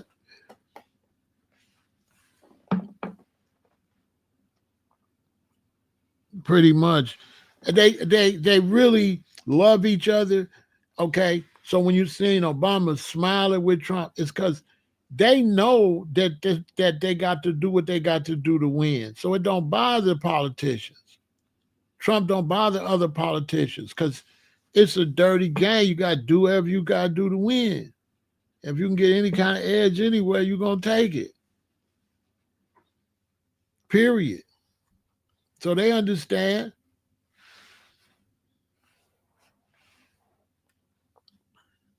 But Brandon here in Chicago, I didn't really like him at first. I thought I thinking he don't know what he's doing, and I'm still like, but I'm gonna watch the brother and get a brother a little time to see if he learned the job, if he turned out to be all right. He gonna get this summer, and he gonna get all through till next summer for us to see if he gonna do something. Crime is down, way down. The violence is down, even though it's high, but it was super high. So it ain't super high, it's just high. So I'm gonna see what he can do. But I can't put the migrant situation on him. Not really. Not really. We didn't like the way he handled it. I think he panicked, but we didn't like the way he handled it. He could have handled it better. You know what I'm saying? He should have went to New York, and him and the New York mayor should have had a press conference requesting that Biden send some money. It's politics. You got to stand up. Okay. You don't, they shouldn't have tried to protect Biden. They should have protected their constituents in Chicago, New York. And when the New York mayor stood up, Brandon should have went and stood beside him and told Biden, cut the damn check. And Biden would have cut that check because he got to run for office. So Brandon messed that up and left the New York mayor out there by himself. The Brandon messed that up. See, if I would have been his advisor, I said, go say something. He can't do nothing. He got to run for office next year. Go put the pressure on him. He's going to have to give you the money. See what I'm saying? So Brandon, when he was a young mayor, he was thinking he going to toe the party line. No, you can't toe the party line. You got to take care of your city. You got to take care of your city first, and Chicago first. You the mayor of Chicago. You ain't the mayor of America. You know what I'm saying? So that's the mistake he did make. You know what I'm saying? He made that mistake. He made a mistake right there. You know what I'm saying? It's called Pharaoh Said That Live now, Alexis. They deleted Pharaoh Said That.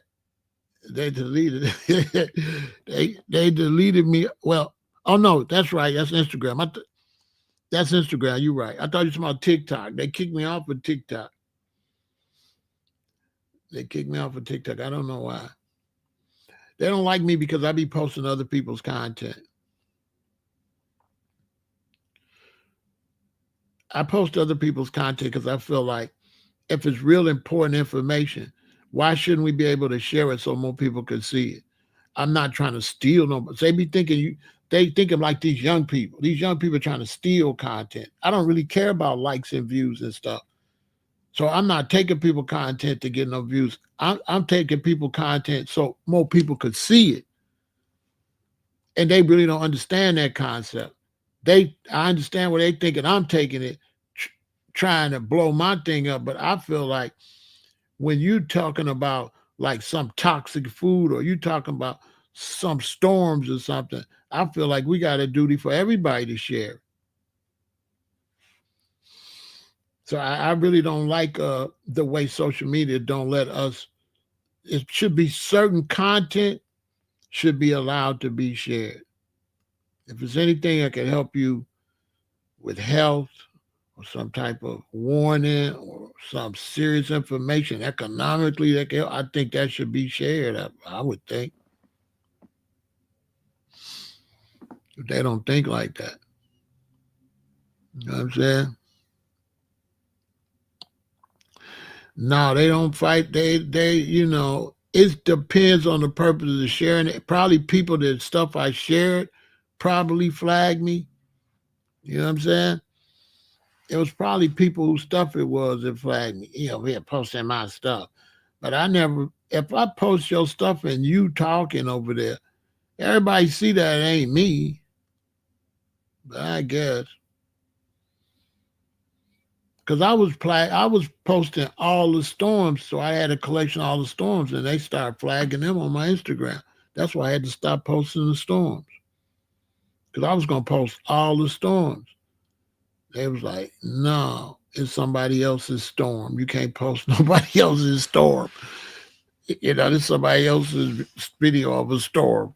You can't post nobody else's video of a storm. I'm like, what the hell? I guess.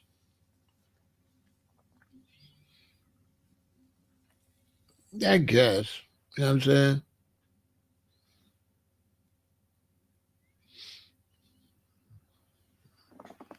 Yeah. Yeah, they got rid of my vegan intel too on TikTok.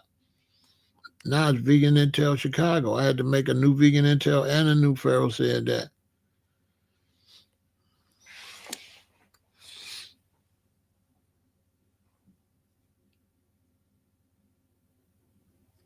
Weirdo stuff. They should have known I didn't care because I can't monetize with nobody else's stuff. You can only monetize with your own stuff. Over here they're gonna not let you use AI no more. If you use AI, they're not gonna let you do it anymore. So that's what's going on with that situation. Chicago money is a little messed up. but it'll all get fixed. You know what I'm saying? Still digging out the hole for the migrants that got shipped up here from Texas. And I don't know if it's going to hurt Brandon. It depends on who else is going to work, who's going to run against him. You know what I'm saying? But they voted against it and they kept the sanctuary city. And so we're going to have to see uh, what's going on. You see, in 1985, Chicago became a sanctuary city under Mayor Harold Washington, who issued an executive order prohibiting city employees from enforcing federal immigration laws. This order, signed on March 7, 1985, prevented city agencies from inquiring or asking or assisting in investigations of a person's citizenship or residency status unless required by a court order or federal law. It also prevented the denial of city services based on immigration status. The order was a response to the Reagan administration's crackdown on undocumented immigrants because Reagan was coming down on undocumented immigrants, a lot who were Hispanic. So black Americans stood up for the Hispanic people. This is in the 80s. This is why people like me, we really pissed at the Hispanics because black people stood up for them for no reason, just on GP. But then once so many of them got here and kind of got a foothold, they just left, hung us out to dry. They ain't never stood up for us. That's how that beef, that's why there's tension between black Americans and Hispanics because Hispanics never returned the favor. They just turned on us, basically. But if you young, you wouldn't see this. This was during the 80s when I was in California. You know what I'm saying? That was in the 80s. You know what I mean?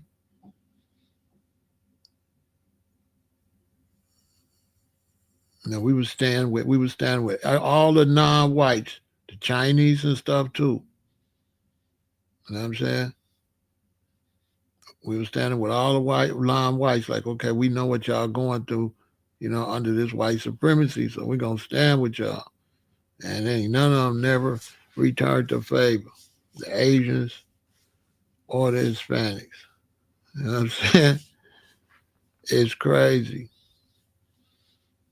But I mean, it's not like no hate or nothing like that. Because, in Chicago, we mess with the Hispanics like that, you know.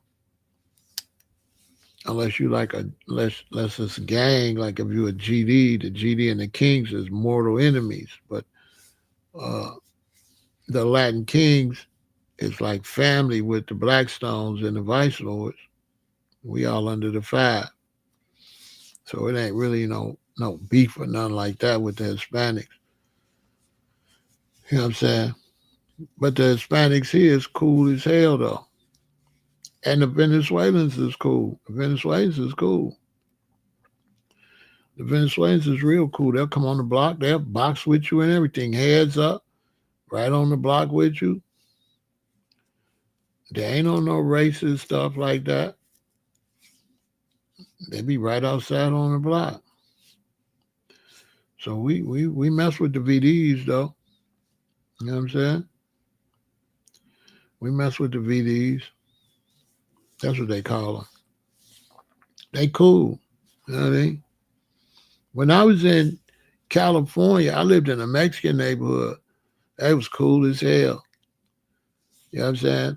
So sometimes people understand, like, the only problems I have was with the cholos, like the ones in the gangs, the criminal ones. But the citizens, they was cool.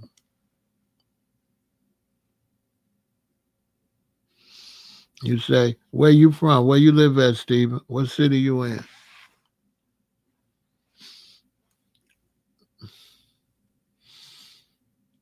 I mean, the mayor ain't got nothing. You just came in late. The mayor don't got nothing to do with this problem. So I don't understand. The mayor's got nothing to do with this. Biden didn't send the mayor no money for the problem. This was Biden's problem. This wasn't the mayor's problem. So I understand. I don't think you came in late, didn't you? You came in late. No, the mayor didn't do nothing wrong. The Texas governor sent them people here, and he took them in thinking that Biden was going to send the money, and Biden never sent the money. The mayor didn't do nothing wrong. This was a federal problem. This wasn't a city problem, bro. This was a federal problem that Biden didn't make right.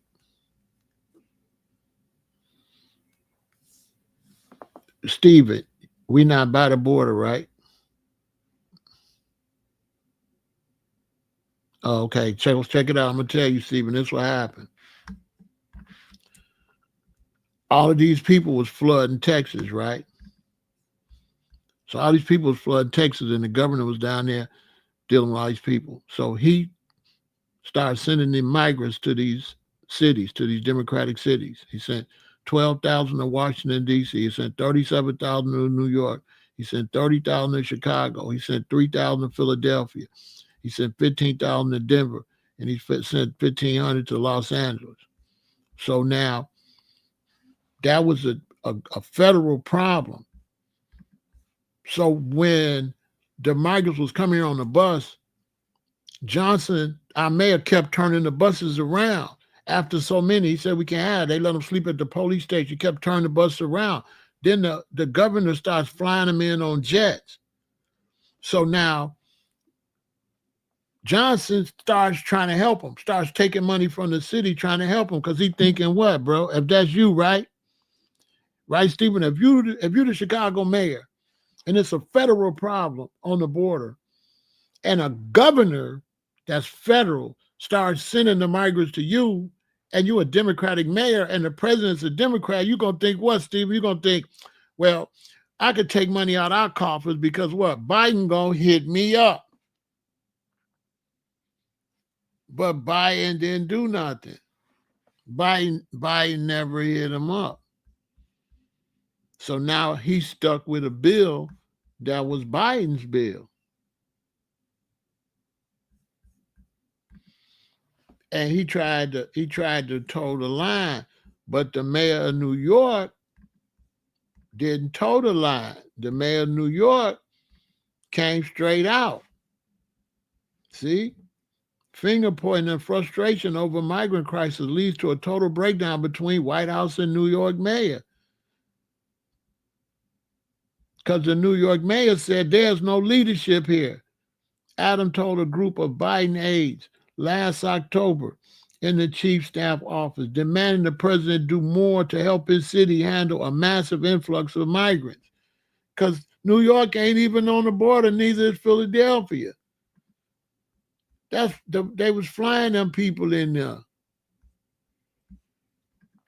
So a lot of people doesn't understand that these mayors didn't do nothing wrong. They thinking for sure.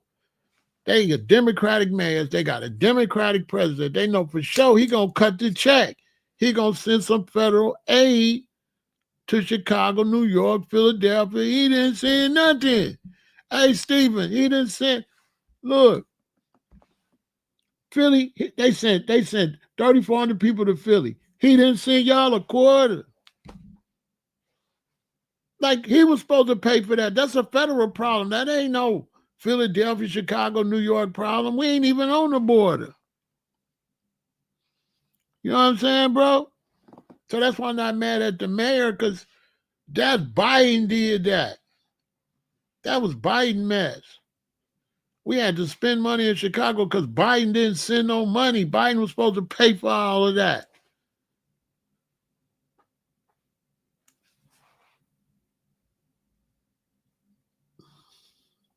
In Chicago, we didn't want the mayor putting them in our neighborhood. We don't know what you're going to do with them.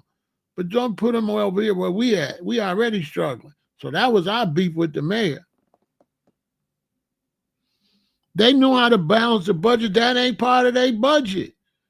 That's not your budget to pay for no people that cross the Texas border. That's not the city's, but that's not a part of the budget. That was helping the federal government. They were supposed to pay for that. That's not no budget. That's not out. That's messing up your budget. There's no budget to balance if I got to spend money. That money's not Chicago money. The budget for Chicago.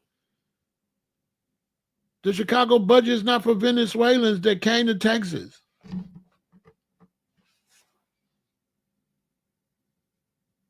That's what I'm trying to tell you, bro.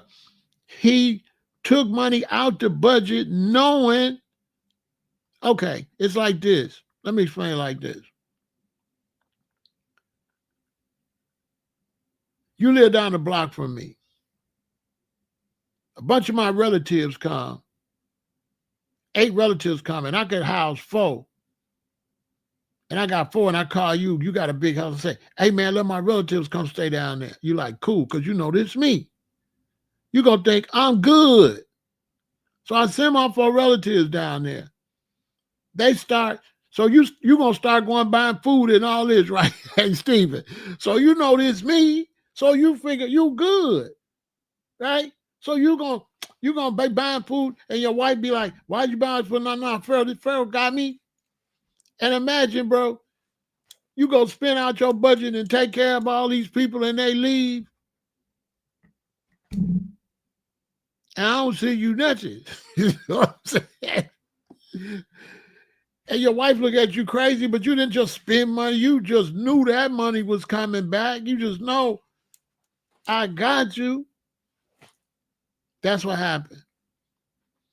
Biden's family was over here in Chicago and left, and he just let them eat up all the food and leave. That's what really happened. So now it's making Brandon look bad.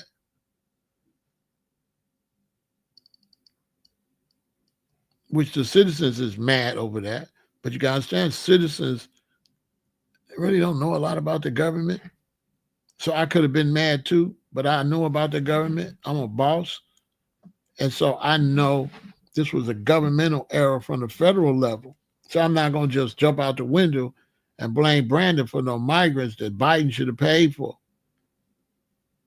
That money Brandon spent, Biden was supposed to send that and some. So if he spent $500 million, Biden's supposed to at least spend $600 million. Biden never sent this city nothing. Never. He never sent New York nothing, Chicago nothing, none of it. He didn't send them nothing. Because he was old and senile, could barely walk up the stairs of Air Force One. He was too old to be in there. He wasn't doing no job at all. His advisors was trying to do little stuff. You know what I'm saying? Vegas either. He didn't send nobody no money. All them people took all them people in. That was the federal government responsibility to pay for that. If I was Brandon Johnson, I'd send a bill to Trump. I'd send a bill to the United States federal government. I sure would. I would get right on TV and say the United States federal government owes Chicago for taking care of a border situation. That border situation was federal. That was not city municipal business. And I do understand that was under the Biden administration, but it was still under Washington, D.C. that runs this country. And I'm reaching out to President Trump, who I know is a smart man, and I'm sure that President Trump will be willing to send us some money to cover this budget for the terrible job Joe Biden did as president with the border. I said just like that. And once I say Joe Biden was terrible, Trump would be like, yeah, he sure was. You got to be a politician. That's what I would do. I'd throw Biden all. He ain't the president no more. I'd throw Biden all under the bus and make Trump look good. And Trump will send that bread quick. But no, he won't send the bread. He won't send the bread because Brandon is against ICE, kicking a bunch of losers out of here. which is a bad mistake. So now he won't get nothing. Now he won't get nothing because Trump will be like, well, I'm trying to clean it up. So you want me to pay for something, but you don't want me to clean it up? I'm not sending you shit. Because if I was Trump, I wouldn't send them shit either. Let me come get them people up out of here. Get them people out of here. Do not crawl through my window in my house. You got to knock on the door, and I got to let you in. You can't just come in here through the window and kick my back door and come in. You got to come in the legal way just like everybody else.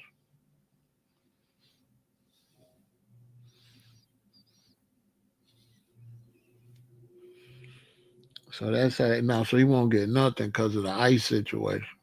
You know what I'm saying?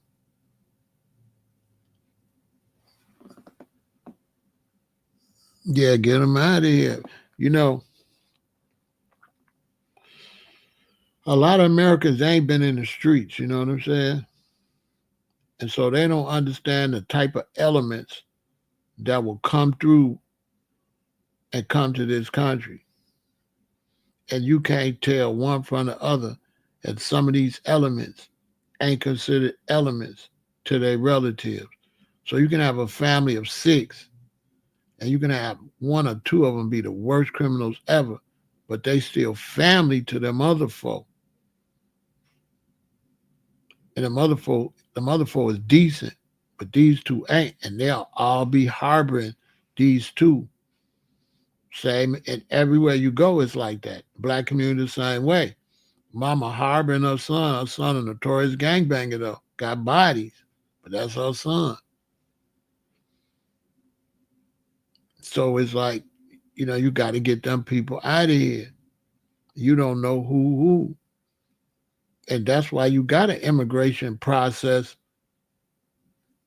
so we can vet you. You got to be vetted. You can't just come in no country. You got to be vetted. Somebody got to find out who you are. Who are you? We got to run something on you. And you got to be tested. You should be able to be tested for HIV. You should be able to have medical exams. All that. You can't just come into no country like that. Mm-mm. Especially an older country. I feel like America needs to have no immigration. Zero. I feel like America needs to have no immigration when all what money runs out. Ain't no money gonna run out. They're gonna make 200 million traffic tickets before September. They get money, bro. They towing cars. You know what? You live in Philly. You ain't never had. They putting boots on cars. That's shoot. They don't make that money. It's just the news, Stephen. They just using that as news. That ain't really no 911 threat. Don't let them fool you. Look, 734 million. That's really peanuts, but it's news.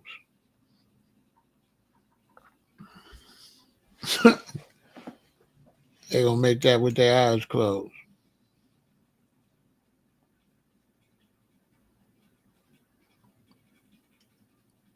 Yeah, they gonna make that. People won't be laid off long.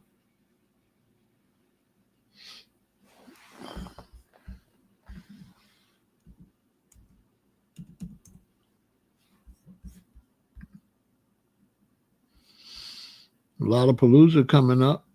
They gonna make shit. They gonna make that lot at Lala. They got a lot of Palooza. They gonna make the money. It's just news. It ain't gonna be like dire like that. They gonna. That's why they ain't. They just laid off. It's gonna be a short layoff. They'll go to the city council and vote and pull the money from somewhere and shuffle it around and make some more money. It's gonna take a little while, you know. once they get, because all that money was like for the last 2 years ago. So it's going to take a little while to catch up on them old bills, but they'll get it back. That's just the news today. It's not like no 911 or nothing like that. Not no big city like this. They make that kind of money with their eyes closed. They can send the police out and get that money in 3 weeks. Say, listen, pull over everybody. If they turn wrong, you know what I'm saying? If your ass, a lot of times, you be breaking violations, but they let you go. Shit. hey, Steven, usually, you turn, you ain't got your turning signal on, they let you go. Hey, Steven, what's going to happen when the popo behind you now? You turn, you don't put your signal on. Boy, you get the ticket, boy. You get the ticket, boy. You get a ticket for anything, boy. They gonna be out, boy. They gonna be out. They send the police out to go get that money. They gonna be out there. They gonna get all kind of incentives, all kind of overtime. They gonna be out there, boy. And it's summertime too. Man, they gonna get about 500 million before August. That's for sure. They putting them boots on them cars. The boot man finna be out. If you're in Chicago, the boot man, he coming. He coming. They gonna get it back. They gonna get that money.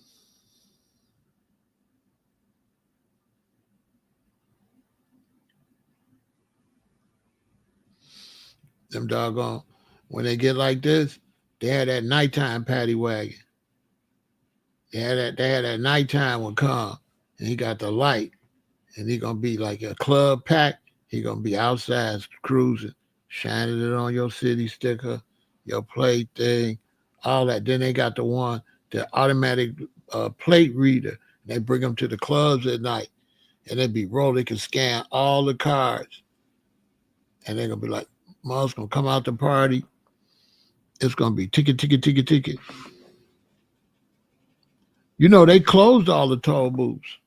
They ain't got no toll booths here no more too much because the toll is to pay for it, and they paid for all of them.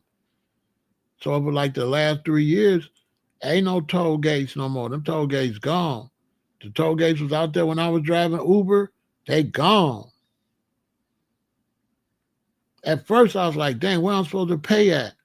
And there ain't no pay no more. I said, dang.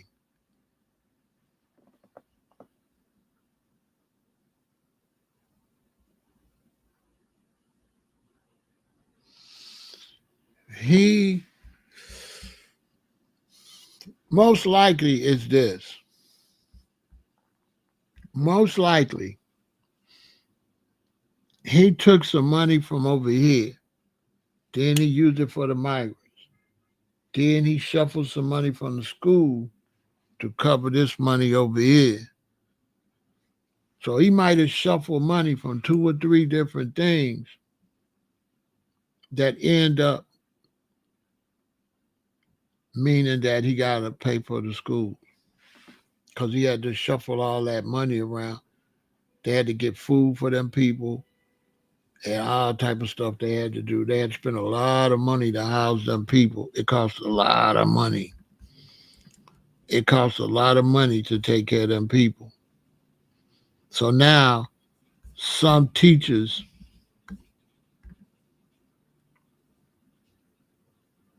it's gonna be 1,458 employees, right?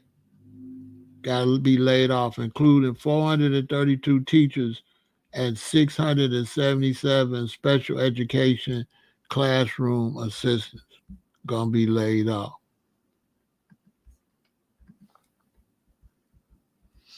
That's why they're gonna talk to Governor Frisker. See, this all be news. See, Shanti, you smart. You know how it's gonna go. That's gonna be news. Then a couple days be news. Mayor Johnson met with the Frisker. Frisco Gator City. You know how how it goes, sweetie. You already know. You smart. You know how that's gonna go. It's news. That's what I say. It's that's the news they found out today. But there's gonna be developing news concerning that. You already know. But I can't come down on him because it was crazy, y'all. It was crazy.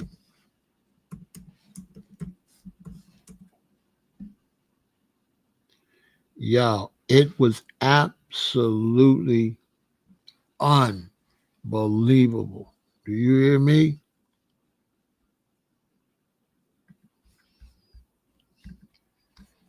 They had to put them in the airport. They had them sleeping at the police stations. Look at that. That's at the police station.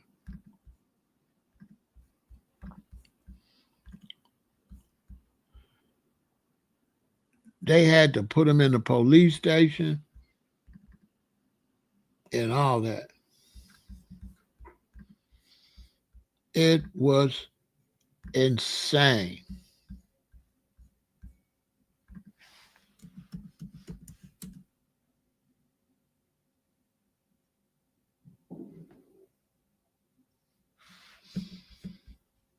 Y'all, it was insane.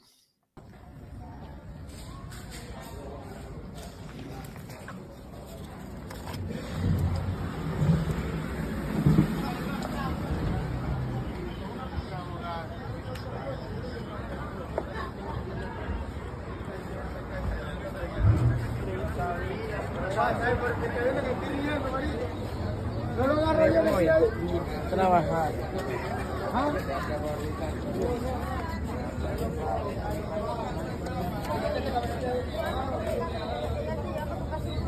¿Sí? No me digan que yo tuve la frente.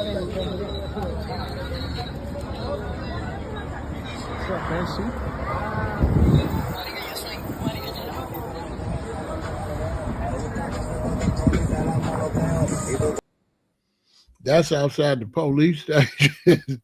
I got like 5 or 6 of those. I got to find them.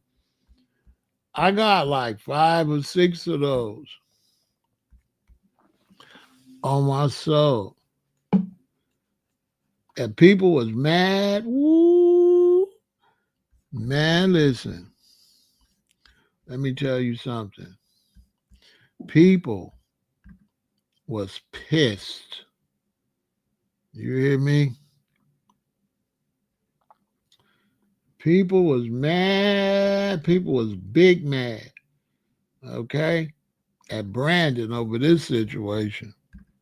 There is a clear political agenda, and we see what's happening here. We understand exactly what's being done to us, without us. We're having meetings being held the day before, decisions have already been made weeks before, and they're coming to us under the guise of, we want to hear your voice. But when we stand up and make our voices heard, it's not prim and proper the way that they want to hear it. It's not the way that is socially acceptable for some folks. They was pissed. They was pissed. And you got to understand, they don't understand all the politics. They don't know what's going on. You know what I'm saying? They don't understand all that. How they supposed to understand that? They don't understand that. Man, they was mad. They was big mad. Chicago and Illinois government, listen to me and listen to me clearly. Like, for real, tune the fuck in, because I'm telling y'all right now, y'all finna start a fucking riot. And I do mean a real fucking riot. Mayor Brandon, you better fucking listen. We are sick of y'all shit. More preferably, I'm talking about the South Side, okay? Let me tell you something. The South Side is at the very fucking bottom of the barrel when it comes to getting anything that we need from the fucking city or from the government, for the state government. But guess what? They bring their ugly asses down to the South Side and the South suburbs first to get everything that they fucking need to make this stupid ass city and this state run. Explain to me how it is that you close down 5 schools, because you say that there's no state or city government funding to keep the schools open for the public, but somehow, some way, y'all got the fucking the money to open up 2 of those schools to the Ukrainian refugees and 2 of the other schools to the motherfucking the Venezuelan refugees. But you can't find the money to fix it for the fucking people who fucking live here. Explain to me how it is that you done sat up here and you done closed down all the motherfucking homeless shelters. Literally, it's only like 5 homeless shelters in Chicago.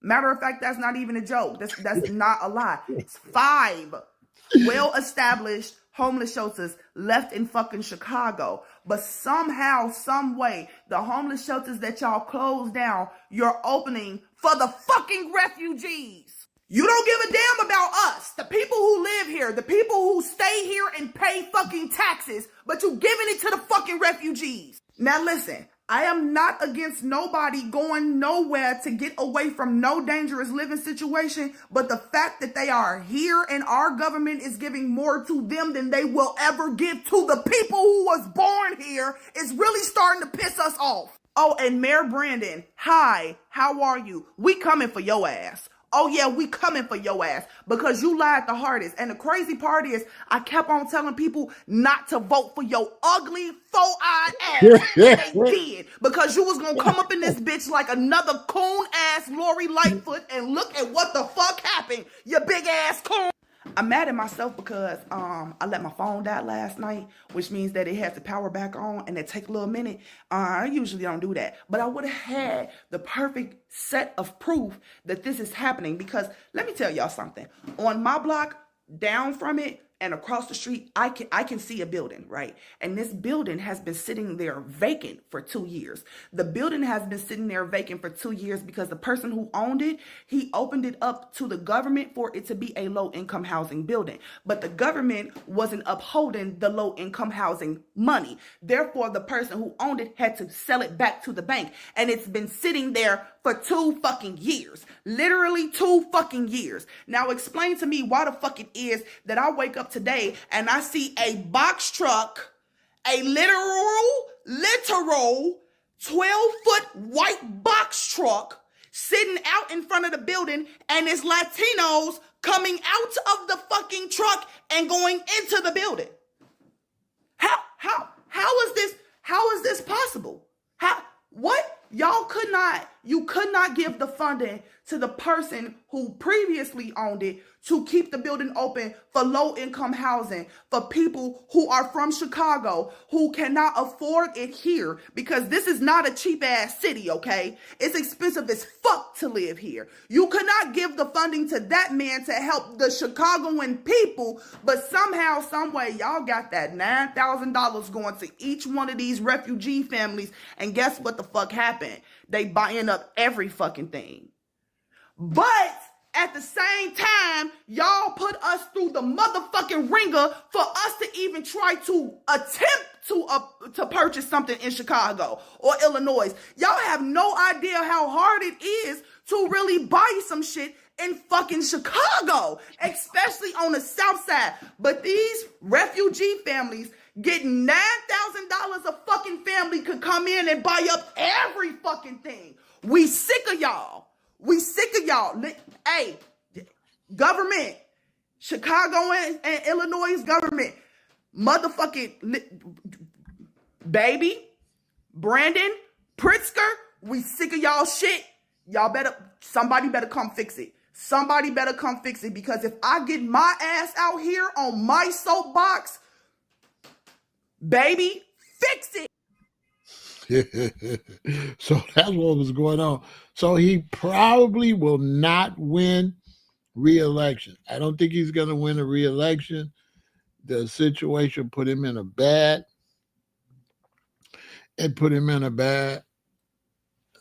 position. You know what I'm saying? It put him in a bad spot. So he's probably not going to win re-election. I doubt it.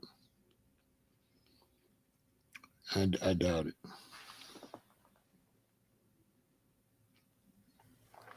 You know what I'm saying? He's probably not going to win. He probably not gonna win re-election.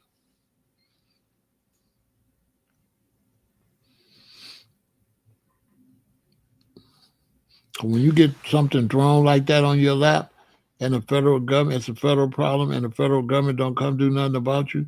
You know these people, they don't really know all that, and they're gonna blame you for something you don't really got nothing to do with. So it just is what it is. The people, they not like me. They don't really understand what really happened. So they gonna just throw it on. They gonna throw it on the mayor. That's all they know. All they know is what they see. They don't know nothing about the political situation. When I come over here, I try to explain y'all the political background, but then I got people over here. They just like these people. They don't have the comprehensive skills to understand that like that. So people was pissed at first because how is anybody supposed to know the backstory? You know, nobody never thought about how did they get here, you know, and what is he supposed to do about it? That's something they can't understand. But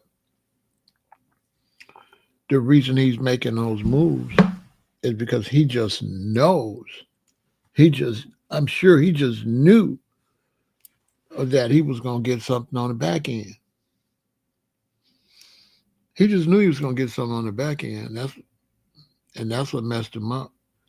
Federal government messed him up because he was supposed to get something on the back end. He was supposed to get something from the Biden administration. Didn't get nothing though.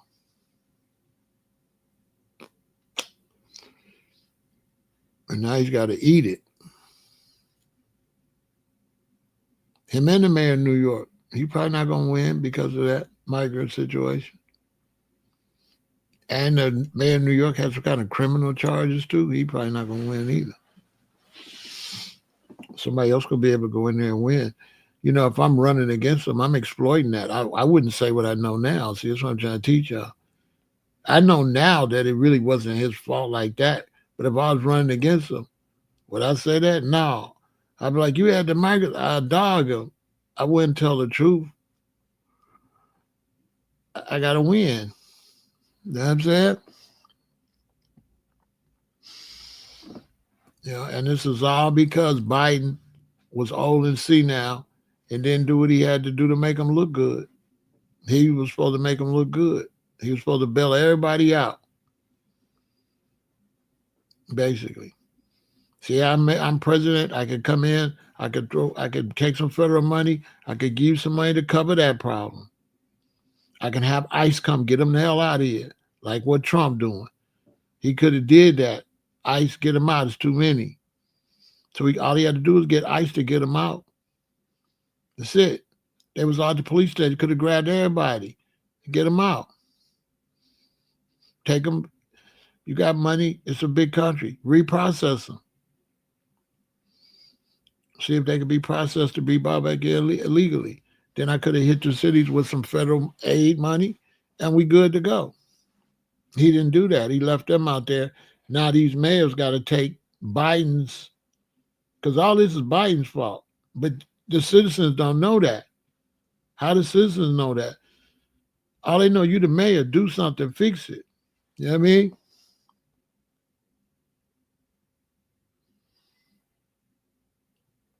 Stephen, you slow. It could have been a white person. He still would have had, them people still would have crossed the Texas border. You slow, bro. I don't know. I don't know what's wrong with you. What his skin color got and us voting for him got to do with the migrant crisis? Their skin color ain't got nothing to do with the Texas people sending them here, bro. You're not making no sense. I thought you was intelligent and learning what I was saying. You ain't learning nothing, huh? Why you call yourself Stephen X and you ain't got no knowledge, bro? This got nothing to do with the mayors. This got everything to do with Border Patrol. What part of that you understand?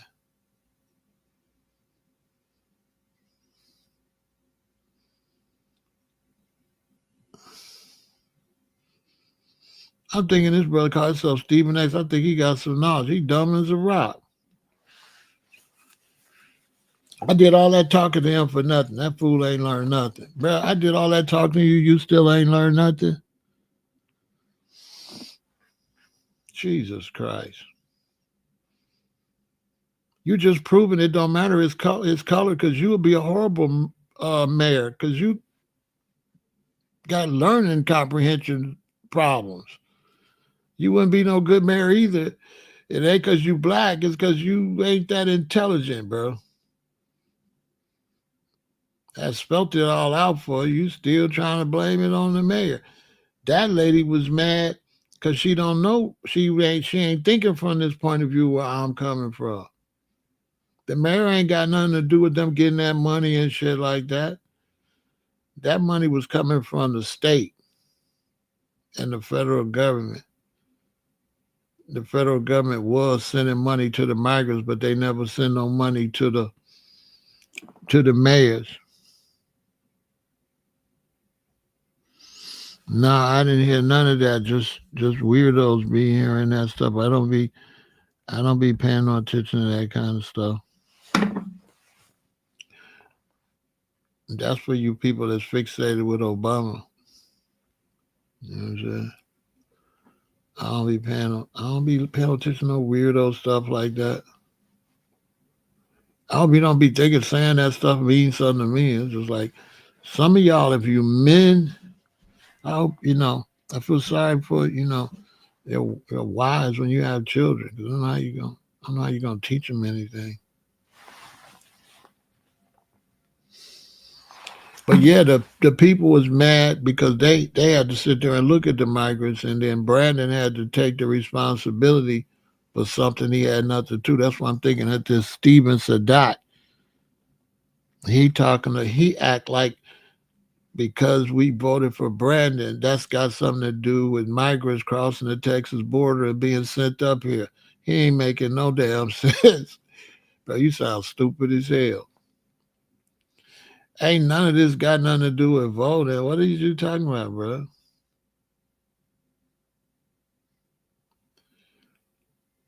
You sound crazy. And you ain't no X. I thought you was like X, like Malcolm X. But you over here caping for the vote for somebody ain't even from your race. Bruh, you know, you're not just disagreeing, we call it trolling. You know what I'm saying?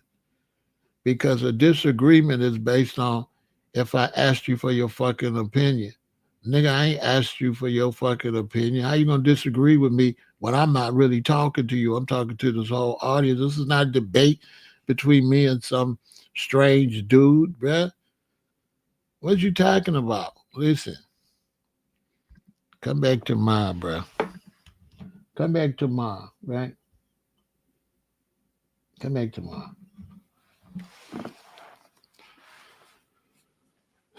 There's nothing to disagree with. I don't understand. What is he disagreeing with? He says he respectfully disagree with what? Just disagree with just what? Everything I said? You disagree in the fact that the Texas person sent them up here and they had to figure out what to do, thinking that Biden is going to hit them back up and he never did? Crazy. It's crazy. The problem is people like him, they want to find a finger to point and they want to take the most unintelligent route when you talk about these issues. So when I showed the lady, that was right up their alley. But this is the lady was there in the mix of it. So she was just upset about the whole situation. But the fact of the matter, we talking about the money from the schools. The federal government was supposed to send that back, and they never did. And basically, what his name, Stephen X, is slow because that bill was not Chicago's bill. That was the federal government's bill. If it's something concerning the border, or people is running across the border, right? Then that's the government's responsibility.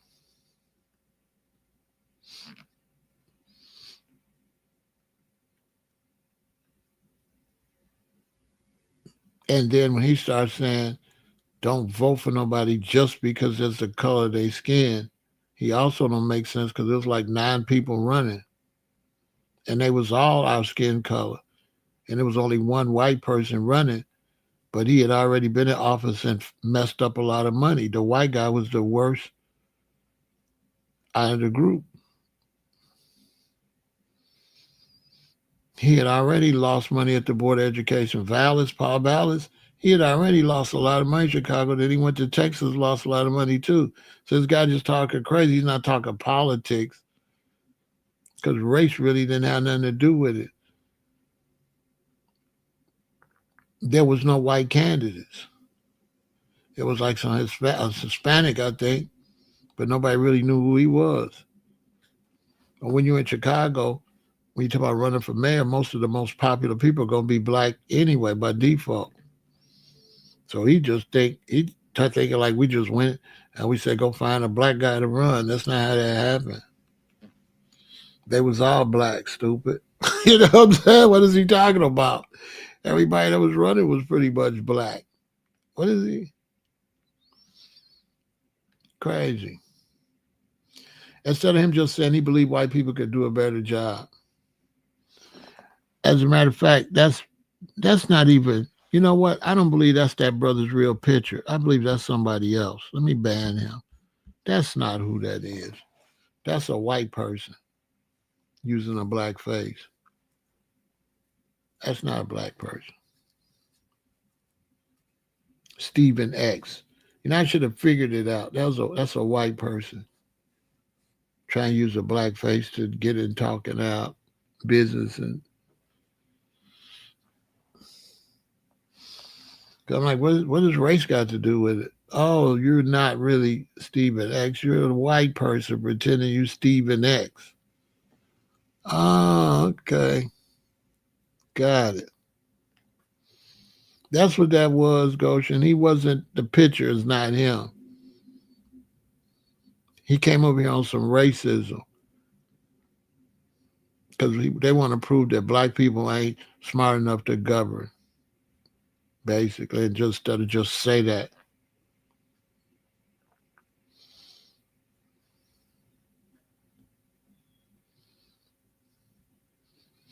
You know what I'm saying? That's all that was. I was wondering why his name was Stephen X and he was so slow. That ain't no Stephen X. That's some white troll trolling and shit.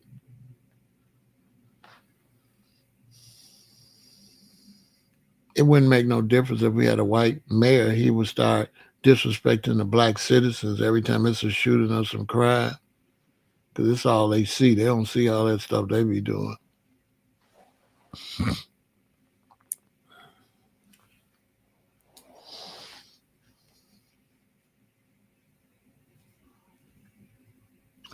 When it's a black mayor or something like that, they say you vote black. But when it's all these white politicians, they don't say they voted white. They just say they just voted. It's only a special vote when it's black. It's not a special vote when it's white. Y'all ever notice that? They vote for white people. That's all they vote for is white people. And then they tell you you shouldn't just vote for black people, which is just crazy in itself. They tell you don't to do what they be doing, basically. Crazy. They deal with the skin color. All them crooked white politicians that have been in prison. It's crazy. And then it's really crazy when you don't like people, you just fixated on watching them, but you don't even like them. That's where it gets. That's where it gets crazy. Where you want to watch everything we do and everything we say, and you don't even like us because you scared. You can't come on the block. You can't really come around us like that. So the internet give you a chance to watch from a safe distance. You know what I'm saying? You could get all kind of fake pictures and come. You know,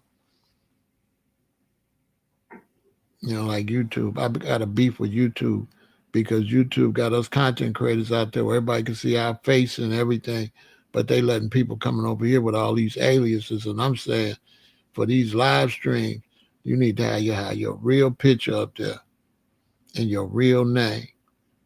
If you had to have your real name and your real picture, a lot of people would stay out the chat. They would just listen.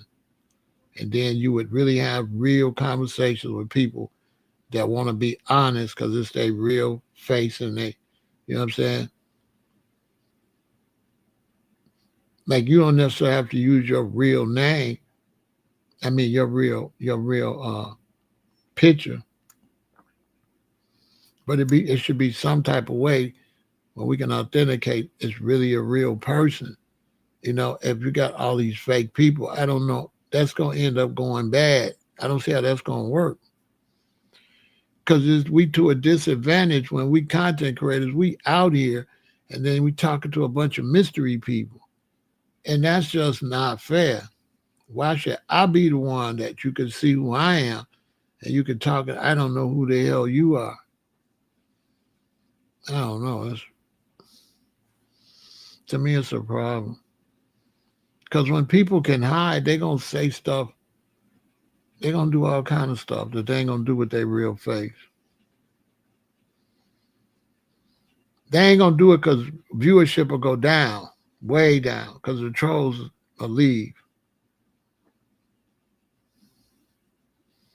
And the trolls click the button and commercials run, so they still make money. So they make money with trolls. Because they make money by clicks and commercials. So they don't give a damn if it's a billion trolls.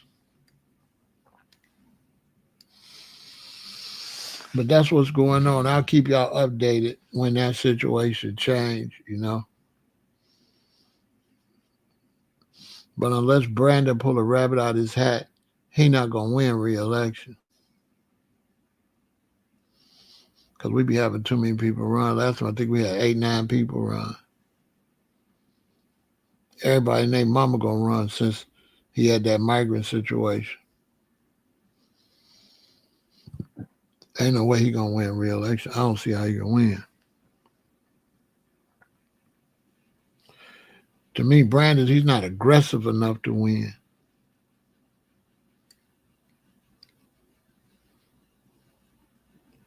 To me.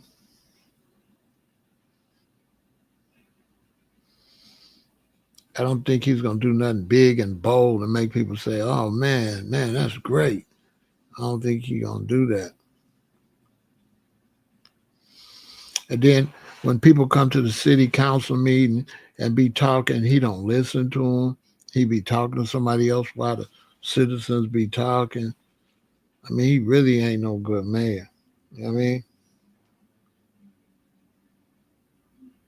Yeah, in these big cities, they just don't know. They don't know a big city like New York. A lot of people be running. But Mayor Brandon, he's just not a good mayor. He's just not. I'm trying to give him the benefit of the doubt to see if it's just getting a slow start. But he's not really likable. He's not really a likable person. He always seems lost, and he's very rude. Like I say, when people come to the city council and they be talking, he don't listen. He just be still doing whatever. Yeah, he's just not a really good mayor. He doesn't look sharp. He always look like he don't know what the hell's going on. He always look like this.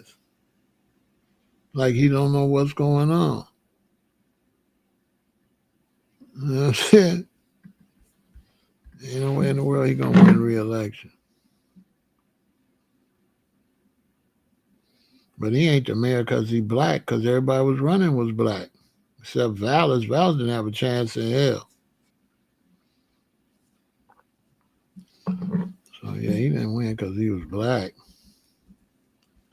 That's crazy. Yeah, that's crazy to think he won because he was black. Some people don't be having they facts, they just be talking.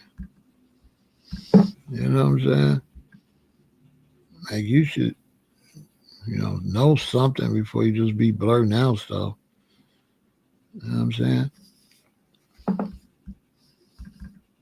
In these black cities like Chicago, I mean, who gonna be running in a black city?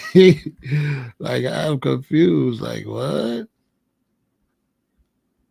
Like in a black city, who's gonna run? Make it make some sense. What do you mean voted for a black person? That's confusing. Let me see. I think I got a picture of who ran. See, one white dude, Vallis, who messed up a whole bunch of money, and Garcia, the Hispanic guy. So what does he mean voted black?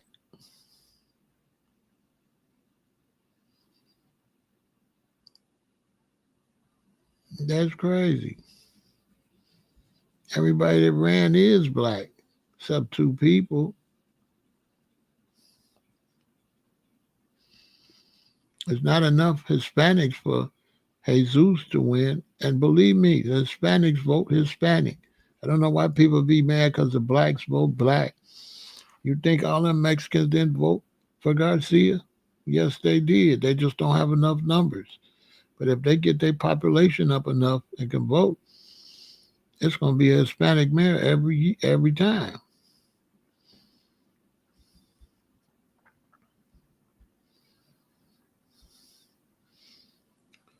But if Chicago get if a white dude run and he look like he could take care of the city, he will win. We get white mayors all the time here.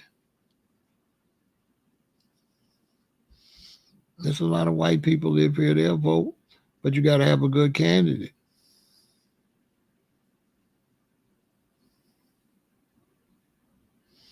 You got to have a good candidate.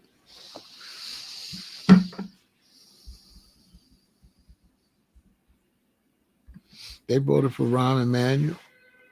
I think he might have won twice. I'm not sure. They voted for Daley's son. He was a mayor. You know what I mean?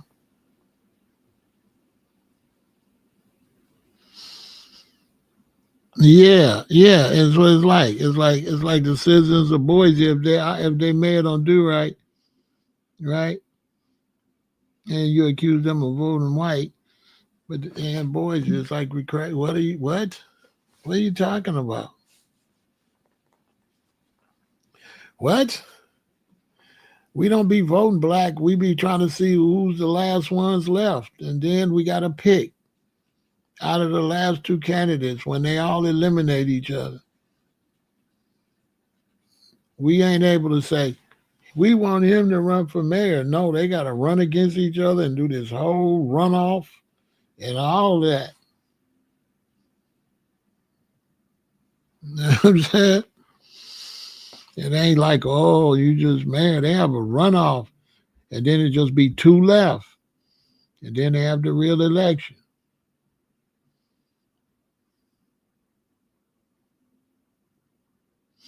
Willie Wilson was the one going to be the best mayor, but Willie is not typical, so that's why he a good old country boy, and you know he ain't cityfied enough, but he would be the best mayor for real. He'd be a great mayor. Sometimes he just buy everybody gas. It's like for so long filling up everybody's car, put so much in everybody's car, $25 in your car or whatever, and then people be lined up. Or you go around and give everybody $50. Sometimes he be having like truckload, like an armored car full of $50 bills, and he go all over Chicago to different locations and give people $50 bills. Just give them $50, or sometimes he'll give them a Walmart card or something, $50. Just be giving it away.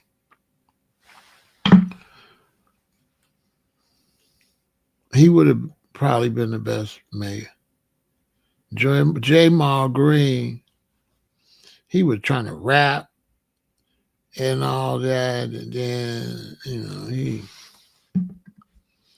he better not run again. You know what I'm saying? J Maul better not run again. He better not. Because then he lost, and Vallis was in the runoff against our mayor. And then he went and did this with Vallis. Went to Harold's Chicken, man. That was so embarrassing. Bro, you did not take this man to Harold's Chicken for a photo op. Look at Vallis looking up at the camera. Look how he looking up. He's so stupid that he won't just eat the chicken. You don't eat no chicken while you looking in the camera. And look at J Maul.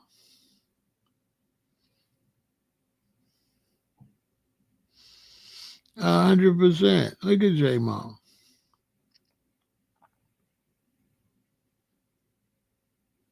And look at Vallis, Paul Vallis, looking up at the camera. And he could have won, but Vallis ruined the board of education last time he was here, and then went to Texas and messed up some money too. He's not gonna never be no mayor, people. Your reputation, you ruined a bunch of money. These people crazy. Crazy. Go ahead and crazy. I don't know what to tell you.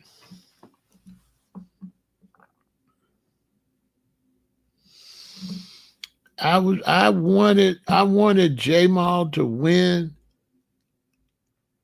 because I thought he was young and progressive, but he was rapping, and this city is a real conservative city. Yeah, we got drill rap, but people don't understand that's just a few little kids. That's not Chicago. You know what I'm saying? So people see the drill rap and really think that's the city. That's not Chicago. That's just some drill rappers. Chicago is huge, man. Chicago is a real conservative type city. This is a business city. This ain't no, I don't know what they be thinking. This is a business city. This city's about hospitals. Lots of hospitals, lots of medical centers. What kind of medical you need, what you need to go. We got whole universities for eye doctors here. You know what I'm saying? We got hospitals big, like university campuses. Hospital big, huge. You got to park to the part you got to go to. You better park over there by that part of the hospital. It's like, there's some people up in here getting money, man.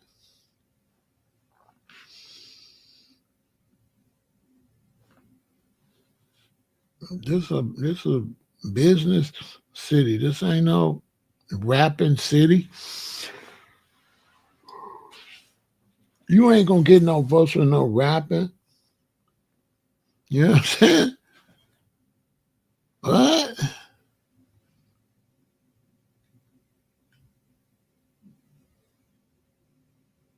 Rap ain't that big here like that. Rap is just something else. Just, you know what I'm saying? This city have neighborhood festivals all summer. Everybody in the neighborhood got a festival. The German Fest, the Beer Fest, the this fest, the that fest. This is multicultural. You got to try to get everybody to vote for you. And then a lot of people like rap. They don't vote like that. They ain't civically responsible like rappers. Bro, you rapping to the ones that don't vote. What? Most of the voters are going to be 40, 50, 60, and 70 years old. That's the voters. That's a fact. That's the voters. 40, 50, 60, and 70. Then you got 30s and 20s. But all the older people, they vote. Everybody 40 and up is voting, pretty much, especially 50. And in a city like this, it's a whole lot of 50-year-olds. Oh, come on, man. Retirement ain't till 65. Do the math. How you think all these doctors and nurses and stuff is? So that's what's up with that, y'all. I'll keep you updated on what's going on. But I ain't gonna just blame. I ain't gonna blame Brandon. I blame Biden. Biden should have sent some money to these cities. And really, Biden Biden should have got his ass down to Texas and helped that governor in Texas before he even sent them people. You the president. Why you let them people overrun Texas like that? You know what I'm saying? Why you let them people overrun Texas like that?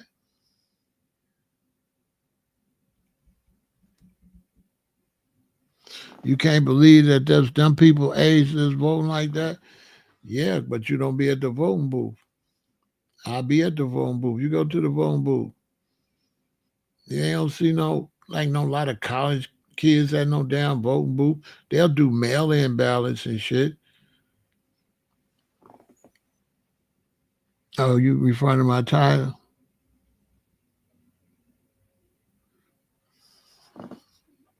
That's what happened. He took money from the city and helped the illegals. But then nobody never sent no money back. Biden didn't send no money back to New York or none of them cities. He just left them holding the bag. And that was not a city issue. That was a federal issue. If migrants is running across the border in Texas, that's federal. Then if the Texas governor flies them to New York and Chicago, that's federal.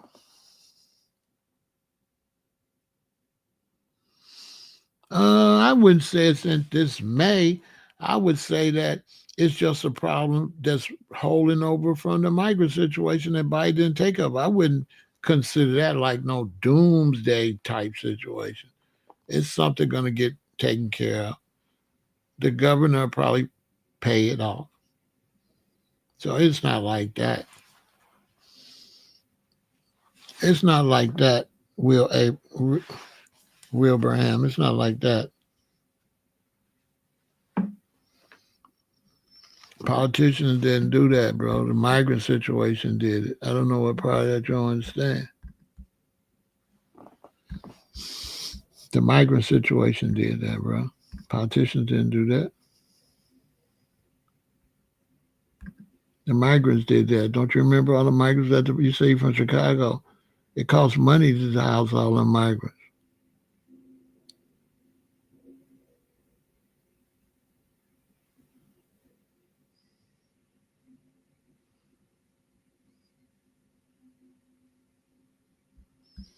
What you mean, girl?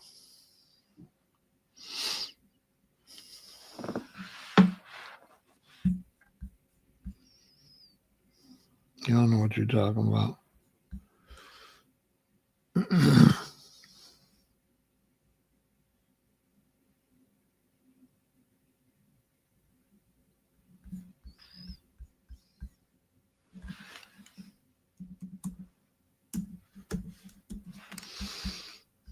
Well, you need to get a life.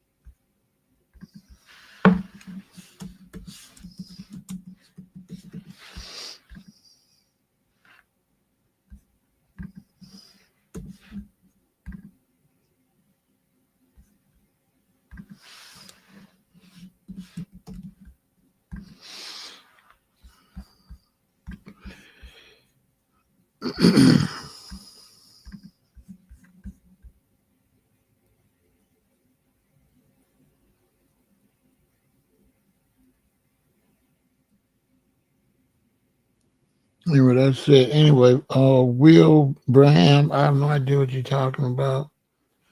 You just seem like you're just making stuff up.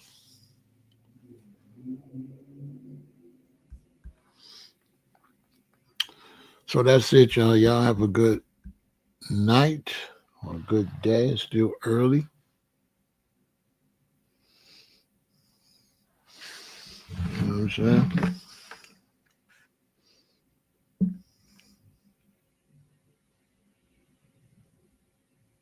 All I can say is you need to get a life. You know what I mean? You need to get a life. What's your name? Will Braham? Yeah. You need to make some changes in your life. That's all I can say. I feel sorry for you.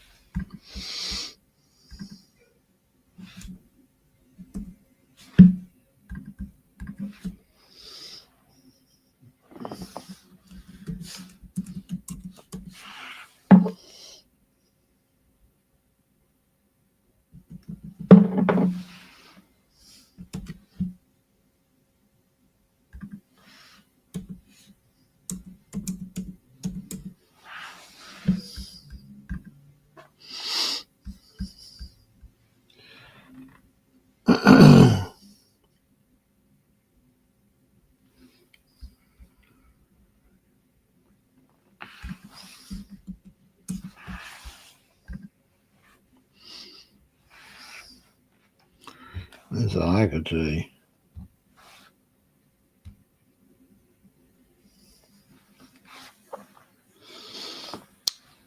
What's up with Kick anyway? Why is there so many trolls over there?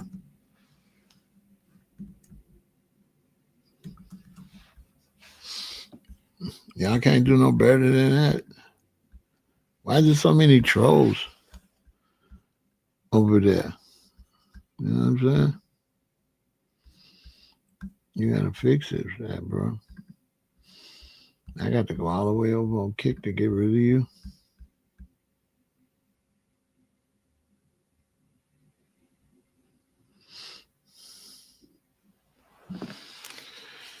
So that's what it is. Y'all have a good day.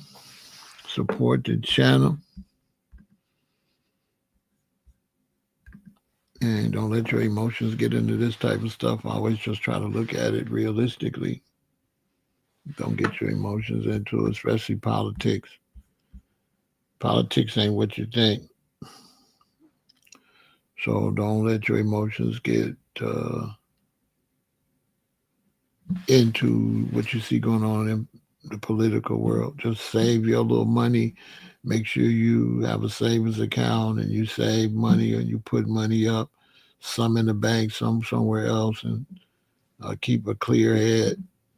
That's it. Don't get emotional over politics. Whatever you do, don't do it. It's a waste of time.